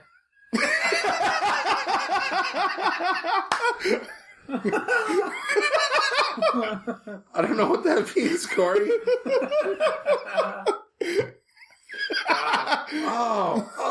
Anyway. Tecmo Bowl is also released for the Virtual Console. Anyone knows what the Virtual Console is? It's Nintendo's ways of actually playing old NES, Super Nintendo, Nintendo 64, etc. games on the Wii and Nintendo 3DS. And Nintendo 3DS. God damn it, I'm drunk! Also, there's Tecmo Bowl Kickoff, which was a Nintendo DS adaptation of the original video game. Also directed and developed by Tecmo. It was released in the fall of 2008. It retains many of the same features and playstyle of the original games in the series. And the latest one was called Tecmo Bowl Throwback. It says here, as of March 2nd, 2010, it was reported by the Los Angeles Times that a new downloadable version of the new Tecmo Bowl would be released on Xbox, Live Arcade, and the PlayStation Network. This game features an updated graphics engine and new features, including online play, but also has the option of playing the game in 16-bit Nintendo-style graphics. Again, the game featured generic players and teams, but retained the editor to allow for some modification of the team, so you could take players that you already know and actually add them to the game, although it would be a painstaking process to add Clay Matthews or, whoever that you wanted. And, if you wanted to do 2016 fucking season mode, you could do that, but it would take a long time. It would be painstaking. That's the history of the Tecmo Bowl releases on the consoles. What we're really focusing on is the NES, Super Nintendo, and Genesis releases here. Well, let's start with the very first one, Tecmo Bowl. Yeah. It was the first NES game to feature real NFL players. However, they were not licensed by the NFL. That's right. Only the NFL Players Association. Yes. And so, while they had basically all the names that you would recognize from that era, they only went as the city that they came from. Yep. So there was only 12 teams: Indianapolis, Miami, Cleveland, Denver, Seattle, the Los Angeles Raiders. Ooh. Or just Los Angeles. Just says Los Angeles. Washington, San Francisco, Dallas, New York, and it was the Giants, not the Jets, Chicago, and Minnesota. And an interesting fact is that normally when you watch NFL, you're used to seeing 11 guys. There's only 9 on the field. That's something that corrected later on. Right. Yep. And so, and basically they would try it out there. You couldn't swap out players like you could later on. So that was a handicap. Yeah. And there was no injuries and there was no fumbles. Which is unrealistic. Right. But at the time, right. It was the most advanced. Right. And given its competition at the time, it was still leaps and... Oh, yeah, it was very cutting edge Yeah, as far as, better. like, 10-yard fight, Yeah, which right. I played once. It's garbage. Yeah. It's terrible. Right. So... How that passed Nintendo QA is a mystery to me. So, yeah, with those 12 teams, you would just basically... You'd pick the team to run a season, if you'd want to call it that, and it would just be like there was like an X that like went like doo-doo-doo-doo-doo, and like just shot all over the screen until like it randomizely picked whoever you were going to play in that first week, second week, etc. And it just got a little harder each game. Right. No matter what order the teams came in. Right. They were all like balanced enough to be a threat later. Yeah, you definitely want to get like the Raiders or the Bears in the first few weeks. Yes. If you're lucky. Interesting. You'd have 4 plays to choose from, generally 2 running and 2 passing. However, with San Francisco was the one exception. There was only 1 run play, and there was 3 pass plays because you had Montana and Rice. and Jerry Rice. Yes. And you couldn't have onside kicks either. Even if you just like blooped one, it would just go right to the return team. Wow. Yeah. So I mean, if you're down in the 4th quarter, well, sorry. You better really hold your ground on defense. Mm-hmm. You know, you have no chance of getting the ball back otherwise. In that first one, key players were John Elway, Bo Jackson, who's going to come up a lot, Lawrence Taylor. You had Walter Payton. He was the best. Yeah, Walter Payton was great. But and then you had Joe Montana, Eric Dickerson, who's only referred to as Dicker. Yes. Because his name was too long to fit on the screen, so they just called him Dicker. It chose the right letters to use. Right. Yeah, for sure. Jerry Rice, Mike Singletary from Chicago, and then, of course, Ronnie Lott, who was just like... A monster. Yeah, he was a monster for getting interceptions if you were playing with San Francisco. And I don't know, like, and I'm sure Eric, you'll agree, and Tony to some degree, but while very highly acclaimed, and as we said, it's leaps and bounds against any other game, and it was great and to play it, but as soon as the TECMO Super Bowl came out, it was like... It was done. Yeah, done. Yeah. I'm done seeing this game ever again. You push it to the side because here is the definitive version. Here comes the magic. Yep. The pinnacle of sports gaming. Yeah. So that's TECMO Bowl. Talk a little bit about Super TECMO Bowl. Yeah. I'll talk a lot about it. Yeah, go for it. Probably the best sports game ever. It's up there with NHL for Sega and Bad News Baseball. Yeah. Right. Bad News Baseball. Right. As far as like the trilogy goes for sports games, I guess the quad, Double Dribble for basketball, and then NHL for, I know a lot of people like it on Genesis, but I grew up with the Super Nintendo, but NHL 94. Yeah, 94 is the best one. And I grew up with Baseball Stars, but Baseball Stars is also good. It is, but and maybe that's another episode somewhere down the time. But yeah, Bad News Baseball is way better. I really like Blades of Steel. And Blades of Steel is great. That's a good hockey game. For hockey. Yeah, for Nintendo. For sure. Its emphasis on fighting really brought me in. Oh yeah. There's a strange affinity for the original ice hockey too. Oh, dude, of that course. game fucking rules! Yeah. Do you take the 4 fat guys? Yeah, 4 fatties, baby! Or do you go with like the skinny guys and just try to outspeed everybody? Right. Oh, man. No, there was some definite strategy in that motherfucker. Totally. That's something that Nintendo did right, unlike 10-yard fight. Yeah, that was 10-yard fight was garbage. 10-yard fight was just like, let's just take a dump and throw it into a cartridge. Thanks, Nintendo, you assholes. Unlike E.T., where you take a cartridge and throw it into a dump. Yes! Nailed it! Great job. You know what one is also good that, for me, I don't think everyone would like it? The original MLB one. Do you remember that game? I don't. It was just MLB, and it just had like a generic-looking baseball. Yeah. That game was weirdly fun, and it had the worst sound of any game ever. Like if you hit a good one, it would just be like the sound would stop. It would just be like, I'm pretty sure I own it. I'll have to let you guys play that sometime. Sure. It's the sound is awful. Anyway, getting back to the points, TECMO Super Bowl, like you said, released in '91. Who won this? Who won the Super Bowl that year? Giants. It was the Giants. Giants and Bills. The Giants against the Bills, and that's when Norway shanked it. Yes. Oh, Norwood. shit. Norwood, yeah. Yes. So, yeah, the good teams are the 49ers, Giants, Raiders, mostly just because of Bo Jackson. Yeah. Jay Schroeder, a shitty quarterback. It's terrible. I mean, it was, if you took the Raiders, I mean, they had a decent defense, but you get Bo Jackson going, and that's all you need. Right. And then if he gets, hurt or whatever, you're screwed. Guess what? You got Marcus Allen. Oh, yeah, that's right. He's good too. So then, you're pretty stacked at fucking running back. I honestly never was a Raiders. I would never take them as my team. Yeah, you were a Bears guy, you said. Bears and Chiefs. Okay, yeah. And you get the Nigerian Nightmare. That's right. Christian Okoye. Oh, yeah. Fucking great player. When he's full strength at excellent setting, because each player is rated throughout the season that you're playing. And even throughout the game. Yeah, it can change during the game.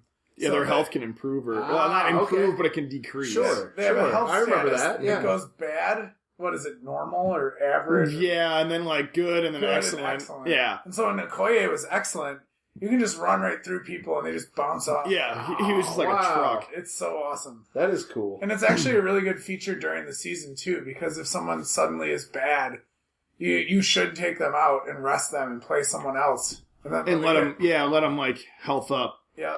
So, it's an important strategy for winning a season is to, watch your players' health ability so that you're not overplaying them or underplaying them. So this is before actual numbered stats came in. This is like a precursor to the numbered stats. It actually keeps the track Madden series. It keeps track of the numbers, too. Right. It also lays a thin glaze of how is your player doing? Is he doing average? Is he doing excellent? And now you have these super abilities. Not super abilities, but abilities beyond what you could have. I mean, it's very playing poorly. And you don't really, I never really pay attention to that, but I know people who do. And you treat it like it's a regular NFL game. If a guy's kind of limping, you're going to pull him out. It's beautiful. And so, you do have to kind of check your roster constantly if you want to maintain.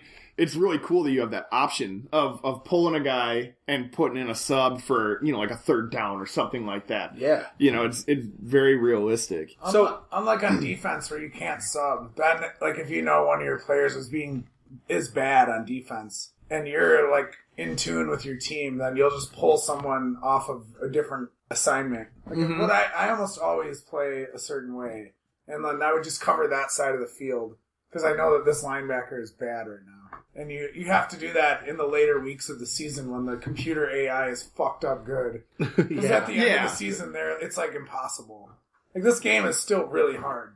No matter how long you've been playing this game. You're not just going to cruise to the Super Bowl. You still have to try. So something about this game that this game actually had licensing from the NFL and the NFLPA, so every team was now a part of the game. Yeah. And it's funny, there's actually 3 guys that were not part of the NFL player union, and that was Jim Kelly, so QB Bills. That's right. Yeah. Randall Cunningham, QB Eagles. And Bernie Kosar, QB Browns. Feeling the burn. Corey felt the burn earlier when I got fucking torched. Yeah, these two played a game before this podcast here. What was it, Browns, Cardinals? Yeah, we took the 2 shittiest teams we thought at the time. Damn! And my quarterback just constantly threw it out of bounds. He was 1 for 5 for 38 yards. Yeah. When any other quarterback with any kind of mentality at all would have probably just lit up the defense. I had 2 fucking wide open touchdowns pretty much, or at least serious game changers. Yes. And just threw it out of bounds. Yep. To some hot chick on the sideline. Game ball, baby! Here you go, Aaron Andrews! So I guess we should go through these points. Yeah, 8 plays instead of 4 now. Yeah, that was great. And it was 4 run, 4 pass. Yep, and you got to adjust them in a playbook. That's huge. Yeah, you could edit your playbook. Really is huge. It was especially huge because certain plays were like play breakers. In this game, if you're playing against each other, you choose a play, a run or a pass, and it's A or B with up, down, left, and right. Mm-hmm. And then the defensive player gets to pick one of the same plays, trying to guess which one you picked, and then the defense just swarms you and you get fucked. Otherwise, like, when you're picking your play as the defense, you just try to think strategy of where your guys are. Right, and you get like a 12.5% shot of running a blitz, as opposed to like the 25% chance as the first one. That's a great point of strategy. It is a weird guessing game. I mean, it is, when sure. you're 3rd and 23, of course they're going to do the pass. Most likely they're going to do the pass. Well, so then you turn your chances from 12.5 into 25%. Because you think that they're going to throw a pass. Yeah. And the thing is, too, is if you're on defense, you call a run play and they pick a pass, you're fucked. There's 4 guys wide open. Yep. You know, so you really have to, if you do decide, okay, I'm going to call a run here, you better pick up like the safety just to man the backfield. Yeah, that's a very important strategy point for this game. Mm-hmm. Like, and even against the AI, it doesn't matter. Right. Once you're past week 9, the AI is good enough to torch you. And so you're like, if you were to allow it, right? Yeah, basically you need to be picking a play that has some defenders downfield. Otherwise, you're gonna give up a lot of points. Yeah, you're gonna get torched. You're gonna get scored on. Yeah. No mercy. You really will get torched. The worst teams. I see some worst teams down here. Oh yeah, the Browns. Browns. No surprise there. No. The Browns, perennial losers. Yeah, totally. Yeah, the Saints are surprisingly bad in that game. And it's unfortunate, but yeah, the Packers are not very good. Sterling Sharp's a fucking machine. That's it, though. And Keith Woodside is not. Right. Yeah, you do not want to be trusting to run the ball with him. The defense is okay. You got Harris, and that's about it. Yeah, you have Tim Harris and Chuck Cecil's in there. There's one other guy that I can't think of. Oh, Bob, I think it's Bob Nelson. Surprisingly fast. The nose tackle. Yeah, the nose tackle. Even though he only played for like 2 seasons at most. Yeah, you can they really upped his stats. You can do that trick with him really well. Oh yeah, the lurching. Yeah, and we'll talk about that in a little bit too. So you got the Patriots here; they're very bad. Yeah, Seahawks, and then the Colts are considered the worst team in the whole. Yeah, that's the consensus. There is a guy. His name is Leaf something or other. He has a 2-part walkthrough with both parts printed out, is like a combined 250 pages. And it's all in Courier New Text, because that's how all these fucking guys write their walkthroughs. Yeah, they're always in that font. and like, every letter takes up the space of 3 letters, and it's like double spaced, and it's bullshit. But yeah, like, the guy goes very in depth, and hats off to you if you ever happen to be listening. Because, it's really cool to, like, read through the whole thing, and I strongly suggest it, but, because I did do that. Is it just on GameFAQs? Yeah, it's on, that makes sense. Or Game Fuck You. Yeah. GameFAQs is, basically, fax is a shortening of Frequently Asked Questions. Yeah. That's right. It's a monster site. It's cool. It is. It's great for all games. Yeah. Whenever I have a problem, bringing back Pokemon Picross. There's probably a new code out that I need to go get. Oh, there probably is. You and me both, because now I have to start from 0. Ouch. On all of my games, just like you had to. Yeah, it's a fucking burn. Anyway.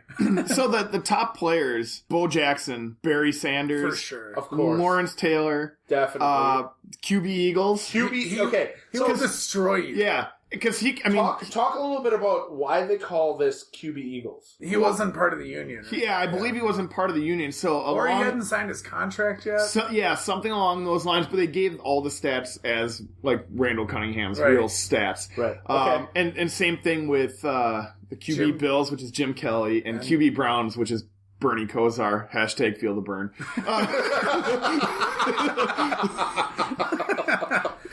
So along with them, Christian Okoye, Dan Marino, and Jerry Rice. Also, I think Ronnie Lott should get some consideration there, although I just kind of pulled the top guys. I would say Bo Jackson might be the greatest one. I mean, there's Link, there's Mario, and there's Bo Jackson. And like when you think about like franchises, you like anytime you say Tecmo Bowl to anybody, even the casual player or whatever, Bo Jackson comes up immediately. It's true. You know, because he's like a fucking machine. We watched the clip as we took our break leading into this, as like Bo Jackson, some guy just ran from the 1 yard line back to his own end zone, and just like ran the whole table for the entire quarter. I mean, if you're tuning into this, go look it up on YouTube. It's an iconic video. It is proof of the OP nature of Bo Jackson. And even, honestly, and so Bo Jackson is OPAF in this game. AF. Means as fuck. As fuck. Overpowered as fuck! And so, like, I mean, even on, like, the ESPN 30 for 30 for Bo Jackson, like, there's, like, a pretty critical segment where they just talk about how much he dominated in TECMO Super Bowl. And that's crucial. That should prove that this game actually did have a huge part. Culture. Mm-hmm. I mean, it infiltrated the players themselves, where now a lot of players play Madden. Right. Oh, yeah, they all play Madden. They all do. And Madden stinks. Yeah. I mean, I do like Madden, but I mean, for Madden, it got to the point where, for me, it was like, they started switching up the buttons, and then I was like, I'm done. Yeah. You know, like, you adjust to, like, getting used to, like, X means this, and circle means this, and whatever, and we start mixing that up. You're kind of fucked. I could probably talk for 20 minutes about how this ruined baseball games forever, but I agree. That doesn't need to happen. It was only the natural evolution of sports to get more and more complex. Mm-hmm. And what we're dealing with here is not me so much, but I know that you two, games, especially sports games, should be as simple as possible. Yeah, the simplicity of TECMO Bowl is fucking great. Yeah. Because you don't need to, like, move over to, the toggle on the, the thumb button and then also hit, like the upper left and whatever. And change plays with this and fake with that. And then you're trying to call audibles and, like, all of this crazy shit. 8 choices, and then that's it. And then it's just skill. Right, and then after that, it's just, there's a guessing game that goes along with it, and trying to determine, like, if he's going to pass, should I drop back, or should I try to rush the quarterback? However you're going to do it. It's a lot of crazy options. Let's talk a little bit about the Pro Bowl in this game. Oh my god. So the Pro Bowl, there's a given, like, a default Pro Bowl, which I'm sure that came along in 91 from those teams, but you could adjust it however you wanted. Yeah, it was a function that allowed you to make a team out of all the players. Yeah. And just like the rest of the teams, if you wanted to trade out, again, like Bo Jackson, and have maybe Christian Okoye starting, or however you wanted to do that, you could. In middle school, me and my friends, like, this was all we had. We just fucking rocked this. But I actually went through every single team and wrote down, where it was, like, considerable, like, the best players and the absolute worst players. Nice. So, there was, like, guys... You were dedicated. Oh, I was way into it. Somewhere in storage somewhere, I know I have this, like... this, like, 3 pages and, like, a loose leaf thing stapled together, and it had, like, the stats of, like... the best guys and the very worst fucking guys. Like, and that was the hard part, was trying to find the absolute worst. That was me with Bad News Baseball. Yeah. And so it had the same features. These games came out at the same time. Yeah. And so you could, it was pretty easy to be like, okay, this guy's middle of the line. I'm just going to, move on. But then you're like, well, this guy's a contender for one of the worst guys in the NFL at the time. And so you build this roster of, like, the absolute worst players, and, like, the absolute best guys. Maybe there's a better guy in the O-line than which was given on the Pro Bowl. Would you say that both of you, like, I know that, Eric, you come from more of a baseball lineage, and you're really into the Bad News Baseball. Corey, you're really into this game. Yeah. Like, would this bring you into the whole coveted gamer status of really, really paying attention to the game, getting into a game, and really what made you gamer? This made you pay attention to things. Yeah. If you guys were writing things down in notebooks. Oh yeah, absolutely. Yeah. This, Zelda, and hockey. Yeah, like, for me, it was Tecmo Bowl, and it was Tecmo Zelda. Bowl, you didn't necessarily need to write anything down because it actually kept track of the stats for you. And I guess hockey did in season mode. So I didn't really have to write shit down for that either. But yeah, as far as, like, the dedication, like you said, like, this was it. This helped you bring like just being young kids. And it's funny, like 11-year-old me, like keeping track of numbers and finding stats. And guess what? I'm a math teacher now. Like 25 years later, I'm just like, my parents might have been shaking their head at the time, but then they're like, oh, now he's in Calc 5, whatever. But what I would do is that, trying to get the best score, try to run up the highest score. I doubt I ever did better than 84. I think it shut down at 99. Okay. And I might be wrong on that. Because I've done sort of things like this, but I would just go and pick a shitty team, right, adjust their roster to terrible plays. Yeah. Nice. Right. Nice. And so that's the cool thing about being young. And so so you have the time to do that shit. Yeah, right. Right. It's like it's raining out. I'm not going outside. And so you take the NFC versus the AFC and you set the AFC roster to all the fucking flea flickers and trick plays and all the reverses on the runs. It's all fumbles. And then you just fucking charge. Yeah, you charge at the guy who's going to receive the ball, the running back or whoever it may be, and you take him out, and then now it's a fumble, and then you get, Lawrence Taylor scoop and score. Done. Yep. And you just keep running it up, and then you kick onside kicks, and you just keep running up the score that way. That is the way you can cheat the season, too. Oh, yeah. You can actually go in and adjust the team you're about to play during season mode.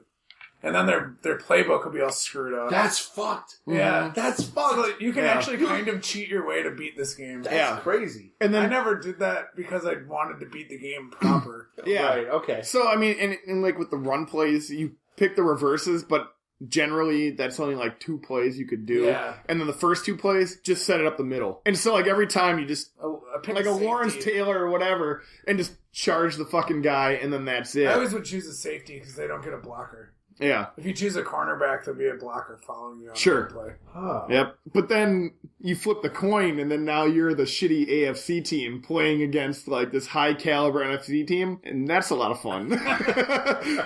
I would do that too, just to be can I beat these fucking guys? Right. I'm going out there with some Jay Schroeder at quarterback or whoever the case may be. There's some devastating plays here. Yeah, and I think. Anybody who's played this game enough can be and when you get a punt return and you fumble and then the special teams on the other side picks it up and it's a touchdown. It's a touchdown. The guys and you call a play on somebody and everybody rushes and you get that play off. Jerry Rice, Sterling Sharp, and fucking Bad Moon Rising, almost always catch it. It's guaranteed. And there can be 3 guys on them. They still come up with the ball. And there's 2 other plays that I can think of that it doesn't matter which receiver it is. There's just an open person. If you can get it off quick enough. Right. It's usually two switches and a pass before the blitz gets right. Yeah, it's usually the tight end or the second running back. Yeah. It's either the fullback or whoever. Or the tight end. Yep. Curl on the bottom. And the play will get off. And another annoying thing is when you catch a guy wide open, he fucking jumps up and he lands out of bounds and is out of bounds. Yep. I think that was described as a glitch. Yeah. Oh, really?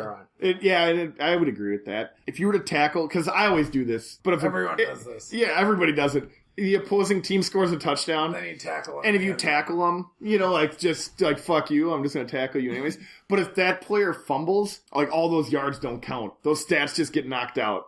That's considered a glitch. I mean, you can see why the code was written that way, though. Because if a player fumbled on the field before the touchdown, those yards wouldn't count. Yeah. In an NFL play, right. If you ran 20 yards and fumbled, right, you don't get that those wouldn't 20 count. Yards. But because the play's over, that's why it's bullshit. Right. There should have been an extra if-then statement in the coding. And I guess the biggest devastating play of them all, which is you're in week 15 and you go and turn on your Nintendo and fucking the whole thing is erased. Oh no! Yeah, that happens. That's the absolute worst.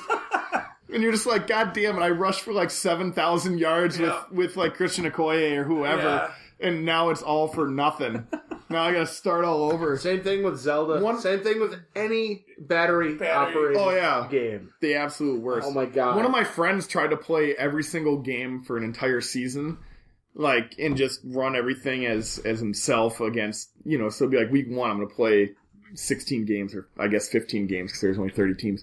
He got to week 4, and he was leaving his Nintendo on, and his dog fucking stepped on the thing and turned it, and it shut it down, and he was I'm not doing this ever again. That's talk about this Madison tournament, just because. Oh yeah, the Madison tournament. I didn't know about that until today. Yeah, these two brothers started this tournament, and now it's on its 12th year. One of them emailed the other and just said, "Hey, what do you think about having a Madison TECMO Bowl tournament?" And his brother's like, "I think you have too much time on your hands." And Madison being Madison, Wisconsin. The capital of Wisconsin. So they set it up, and I want to say the first year only had about 20, 25 players. Now it's up to like 250, and people are coming in from like all over the country to play this thing. And in his 12th year, I know a guy. That rules. I know a guy who's done it the last couple years, and I'm very tempted to go down there. It's a $40 entry, and you're guaranteed 2 games. And I'd just like to see how I would do against the rest of these guys. But it was featured on like NFL Films, and I guess ESPN has covered it to some degree. And what they do is, once they line you up, you do a coin flip, and then the winner of the coin flip picks the teams, and the loser of the coin flip picks the team he wants. So you won't want to be like, oh, I'll take the Oilers against the Browns, because then because then somebody's going to take the Oilers and they're going to fucking school you. So you try to find, 2 even teams, so maybe you just go Patriots, Seahawks, or whatever. Yeah, you just pick the 2 shittiest teams. Or like 2 middle of the road.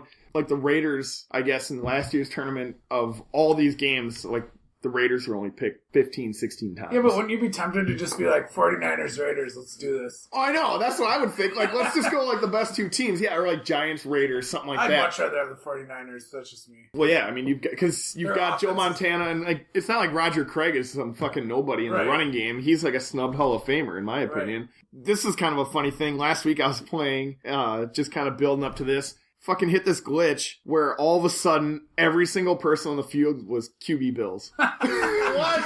Yeah. Every single person. Every single player, offense and defense, QB Bills. How does that happen? I don't know exactly how it shook out. I went to like make a play. It was all the same running play where you like drop to the bottom of the screen and it's like a pitch, and then you that pitch play. Yeah, and that was every play. And above it, it says like the running backs that are involved. The first one had QB Bills, the rest of them were blank, and it was all the same thing. And I tried to play the entire game that way, and then eventually like it froze up. But like but then I also found out like, because I was playing it through my mod, so like I went back and like redid it again, and I tried to sub somebody out. It went to like some other crazy lineup and whatever. Fucking really weird, but it was a lot of fun to try to just run the same play over and over and over again. And then you're playing the defense, and then you're running the same. I mean, you're just calling their play no matter what, So it kind of got old fast, but it was fun for like 15 minutes, and I took some screenshots, and I actually tweeted it over to the Madison guys, and they're like, yeah, we've seen that before. Nice. Because they're all nerds like us. Should probably talk about lurching. Yeah, the lurching thing is, like, that's a big no-no when you're playing your friends. Right. I mean, you basically go to the nose tackle, you take, like, a step down, and you just dive. You're against the computer. If they choose a pass play that is not a shotgun, you can take the nose tackle. You more or less just tap down and hit B. And you'll shoot right through the offensive line and tackle the corner. No shit. Yeah, and you can run up, like, 70 sacks. You do it over and over and over. No shit. Yeah. Yep. So this is why I think I've lost a lot of games. But against people who know what the fuck they're doing. That's something that like I don't do that. Like I'm not in the practice of doing that because it's a bullshit move. Right. I agree with that. I end up getting burned by it sometimes if you're in the later games of the season too. If you fuck it up and then like you picked a run play and they just throw an 80-yard touchdown, that's 6 points you can't get back. Right. Okay. Yeah. Like in that Madison tournament. You can line up and pick, like, the nose tackle, but you have to actually, like, drop back a step before you can do anything, and they call it popcorning. Or, like, bounce off of, like, another player so you don't, lurch on a guy if you're, like, calling, like, the run up the middle. That's interesting that they chose to address that. Well, and I think that's a good call on their part, because otherwise, you're just... Otherwise, you're throwing out the shotgun all day. Right, yeah, and you're just picking back and forth, doing the same thing both ends, and it's not really that fun. Well, and every run play out of the shotgun stinks anyway. Yeah, pretty much. Except maybe Maggot up top. So as far as, like strategy in this game goes, I don't know, and Eric, I know you and I play each other a lot in this, so I don't know if you really want to give away any secrets or not, but, like, how do you, like, kind of approach, like, your game when you go about it? Defense, I kind of just always pick a safety. Yeah. I play a prevent, I suppose you would say. Pick a play that has a lot of players that stay in the middle area. If they run, you have somebody that doesn't have a blocker coming. And if they pass, you basically just have to be on it. Yeah, I always go with like the inside linebacker, and sometimes I'll drop depending on the defense. I like the faster guy. I'll either go with like a cornerback or a safety. I try to mix it up based on the play I pick, but also like, maybe try to like throw off, if you keep running the same thing over and over, you try to throw off your opponent, in that regard. Right. Trying to be like, okay, I'm going to take like a safety now and I'll take a linebacker later and then I'll take a cornerback. If you toggle it that way, maybe that you make the other guy think like, okay, he called this play, right? Or like he called a run play versus a pass play or whatever. What you're saying. I don't ever try to make anyone think what play I'm picking. Yeah. And generally, I almost pick like the same play the entire time. I think that's what most people do. Because you only have a 12% chance. You can bounce it around and maybe you think they might run, so maybe you'll switch it up to the run. I almost always go with like a pass play. Definitely. Because again, if you take the run play, then you're just going to get scorched if they call the pass. It's true. Yeah, I think defense, everyone's going to play kind of the same. Yeah. You kind of have to run a prevent. Yeah, picking up a run play is really dangerous. So what about an offense? What do you do? I don't know. Running is kind of a joke. Unless you have one of the 5 top caliber guys. So, but you can still... You need to have some run. You have to have a run game. You have to. Because you can't just pass every play against an opponent that knows what they're doing. Yeah. And I would think everybody who's listening to this has probably played this game anyway, but the key thing in TECMO Bowl is the zigzag, right? You're just running from one one sideline back down the other sideline, or like somewhere in between where you're just making like a continuous like W or an M. Just like bang, bang, bang, bang. And basically you're only just trying to avoid like the opponent's like locked in guy. Because you can burn the rest of the guys pretty much. Yep. It's always just one person that does the straight line and the rest of the AI is crap. Yeah. So you can do that. The other play that kind of works well is if you can pull it off, you can and you have to have a faster running back, but you can pull like the circle play where you're running and then like all these guys are following you and you just go whoop and it's like, circle around them and they all like dive one way and then you're like back in the clear. Yeah. So, those are like the 3, or the 2 main like running plays that you have. I see you have kickoff listed here. I don't really have any strategy for that. Well, you see, the thing is with the kickoff, I would assume that most people understand it, but like you can kick it to like up, down, or center. Oh, yeah. And of course. I don't know. I tend to always just go to a sideline, and if they open it up in the middle of the field, well, then so be it. But generally, like, you're kind of stuck, with the offense, or the special teams, rather, pretty much being forced out of bounds. Yeah. Or, or right on that line. So I go about that a little bit, too. It kind of makes sense. I never thought about it too much. I never had problems stopping the kickoff. Yeah. Yeah, it's, against an opponent, like a real opponent, it's pretty rare that, somebody takes one to the house. Right. Against a computer, it happens pretty frequently. It does, actually. All things considered. It says here that it's easily hackable to update rosters. It is. Current teams, players. I didn't know that. Yeah, there's updated cartridges for Nintendo itself that, like, you can get, like the 2016 full, or 2015, 2016, whatever the season is, where they, like, completely overhaul the rosters, update the stats, and do everything that way. Just leave the plays the same. Yeah.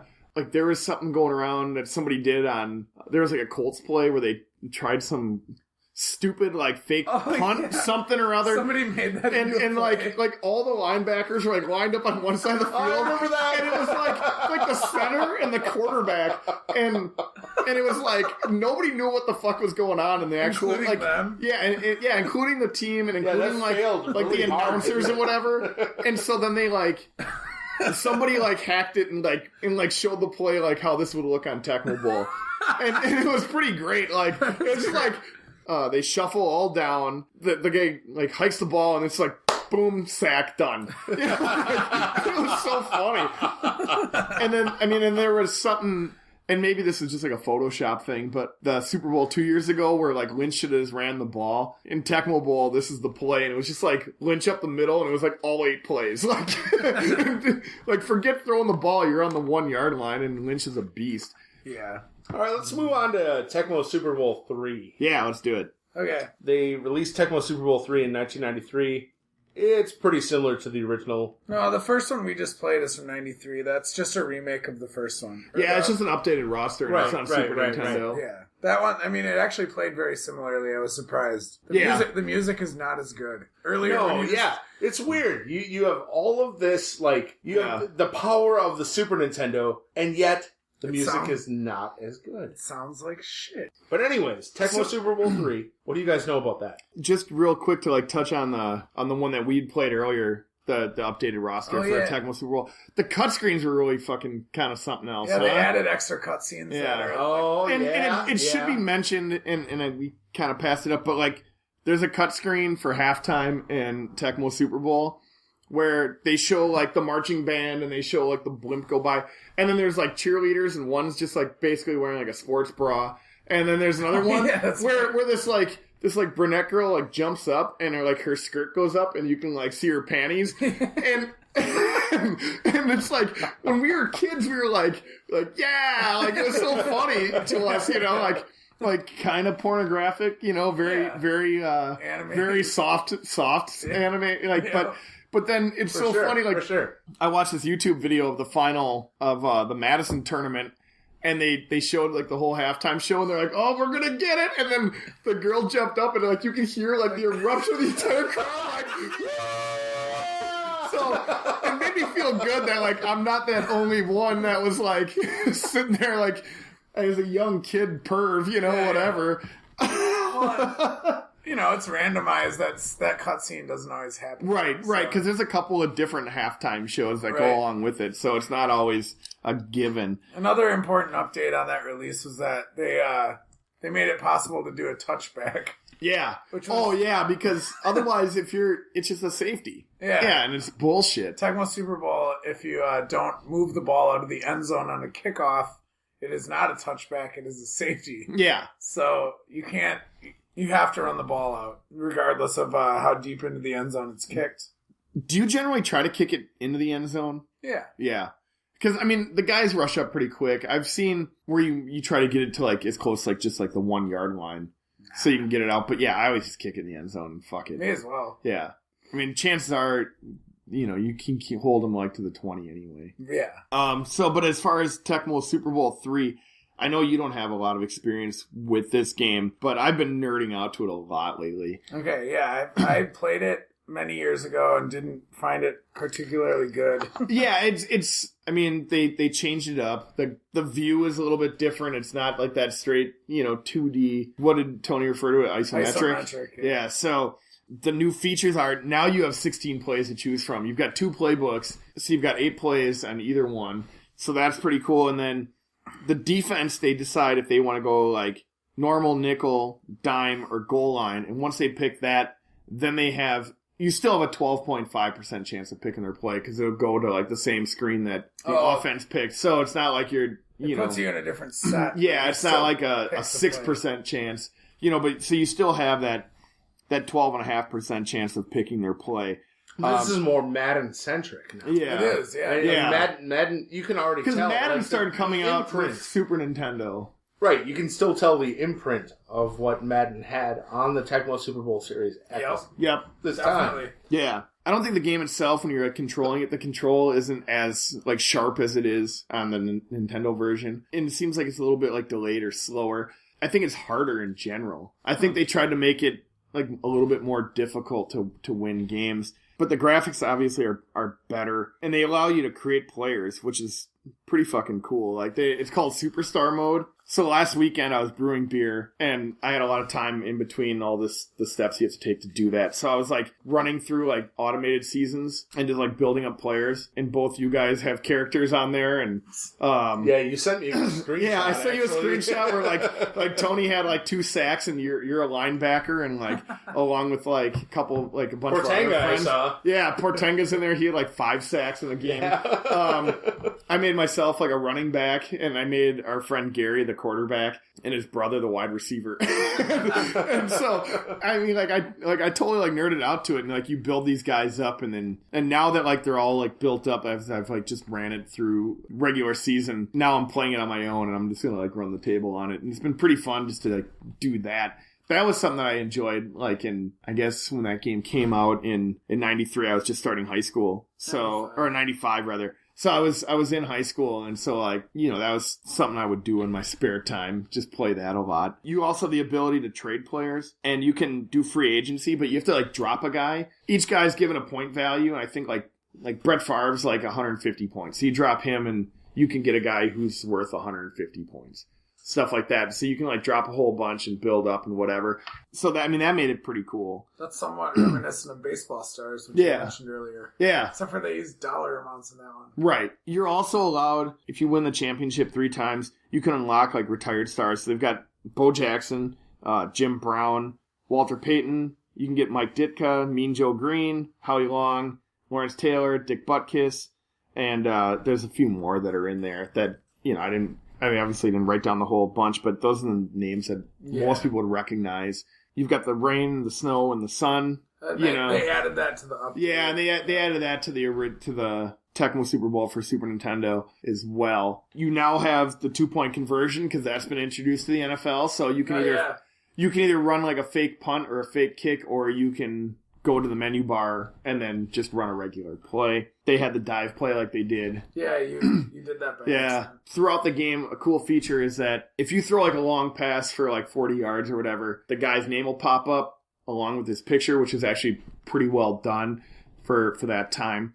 And it'll say like their statistics for the day. And if you hit a running back, it's 100 yards. There's like a screenshot for that. There's one for 150 yards receiving, and there's one for 300 yards passing. Okay. So that actually sounds kind of cool. Yeah, so I mean, those features are pretty sweet. The glitch of the game, though, is, as I mentioned, if you get those Hall of Fame players, if you go into it, it could freeze up, and then in trade mode, every single available player becomes Jim Kelly.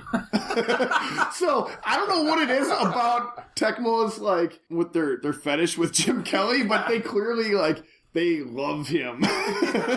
even when he's like considered QB Bills. So if you want to fix that problem, you have to like reset your entire roster.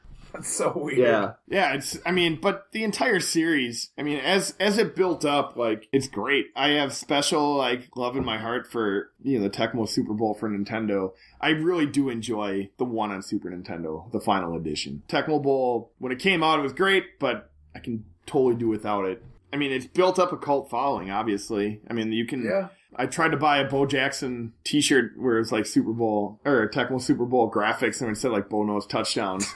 and like it shows like that cut screen of him like spiking the ball, and his like arm is through like the O of touchdown. I think, they're called like the Tecmo Bowlers out of Madison.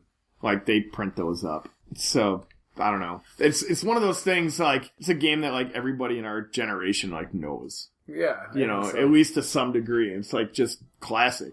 It's right up there with like Zelda or Mario.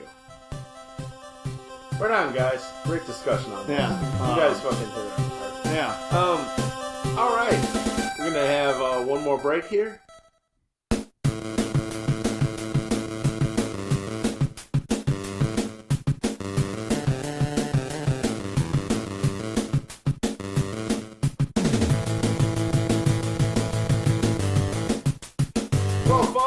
We have reached the end of Game and Movie. Man, this is the longest fucking episode ever! The longest episode! The longest episode. Everything about it was awesome, though. You guys were excellent guests. Corey, thank you. Eric, thank you. Well, thank you for having me. I've been really stoked on this since it started. And when you were like, I need some people involved, I was like, well, Tecmo Bowl for sure. And Eric's my biggest rival, and I was like, I can't do this without him. You guys were perfect for this episode. You guys fucking rule. Next episode is going to feature Trevor. He's had some shit talked about him last episode. Yeah, he did. Magoo called him out on owning... Magoo called him out. Magoo called him out on just buying shitty games. Yeah, I've heard that rant. So, Trevor, now you're talked about for 3 straight episodes. And how many episodes are there of Game and Movie? 3. Wow. Good. Okay, anyways, Trevor, you're going to have your comeuppance next episode with Mark. Corey, you're a good guy. Where can people find you? You can find me on Twitter at Corey Plagiarist. I don't want to be involved with your Facebook life. Yeah, you do have some astute things to say. Yeah. With your Corey plagiarist Yeah, Twitter. I tweet a fair amount. You're really into the Brewers. Yeah. We didn't even go into this, but you're a huge Brewers fan. I am a huge Brewers fan. So and, is Eric, actually. Yeah, I mean, I think, we're all of us here are sports nuts. We are. Eric and I mostly Brewers and Packers. You're a huge Packers fan as well. Packers is my huge thing. But not so much baseball, and that's okay. I'm a fair weather baseball fan. He likes them when they're good. Right. Yep. This season is not for you, my friend. No. Probably not.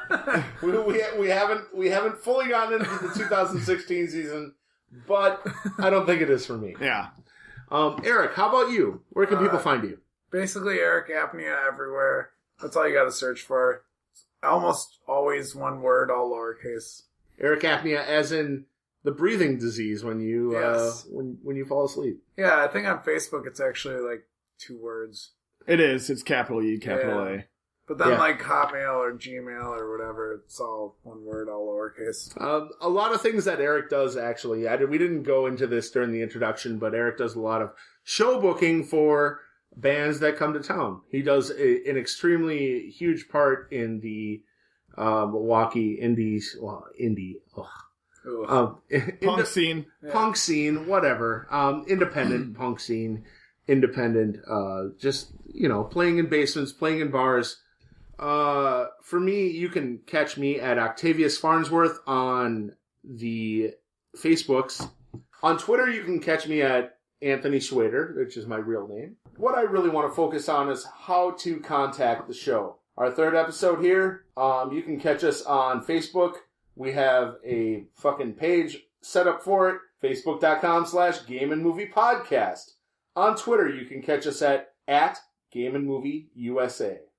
Email GameAndMovieHellYeah@gmail.com. Send us all the emails. Like, I don't care what, even if you have to fucking email us to tell us that we suck, our sound production sucks, our editing sucks, don't care.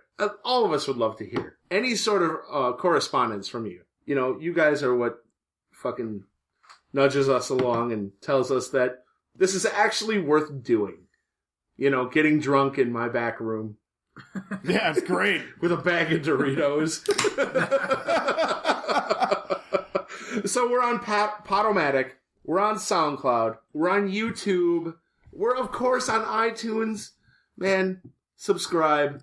We are just a fledgling podcast. And the more that you do for us, the more we're going to be able to do for you. You're on Podcast Addict as well. A Podcast Addict.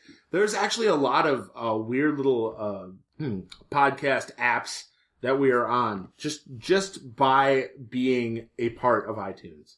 And Podcast Addict is one of them. All right, guys. All right. Hot.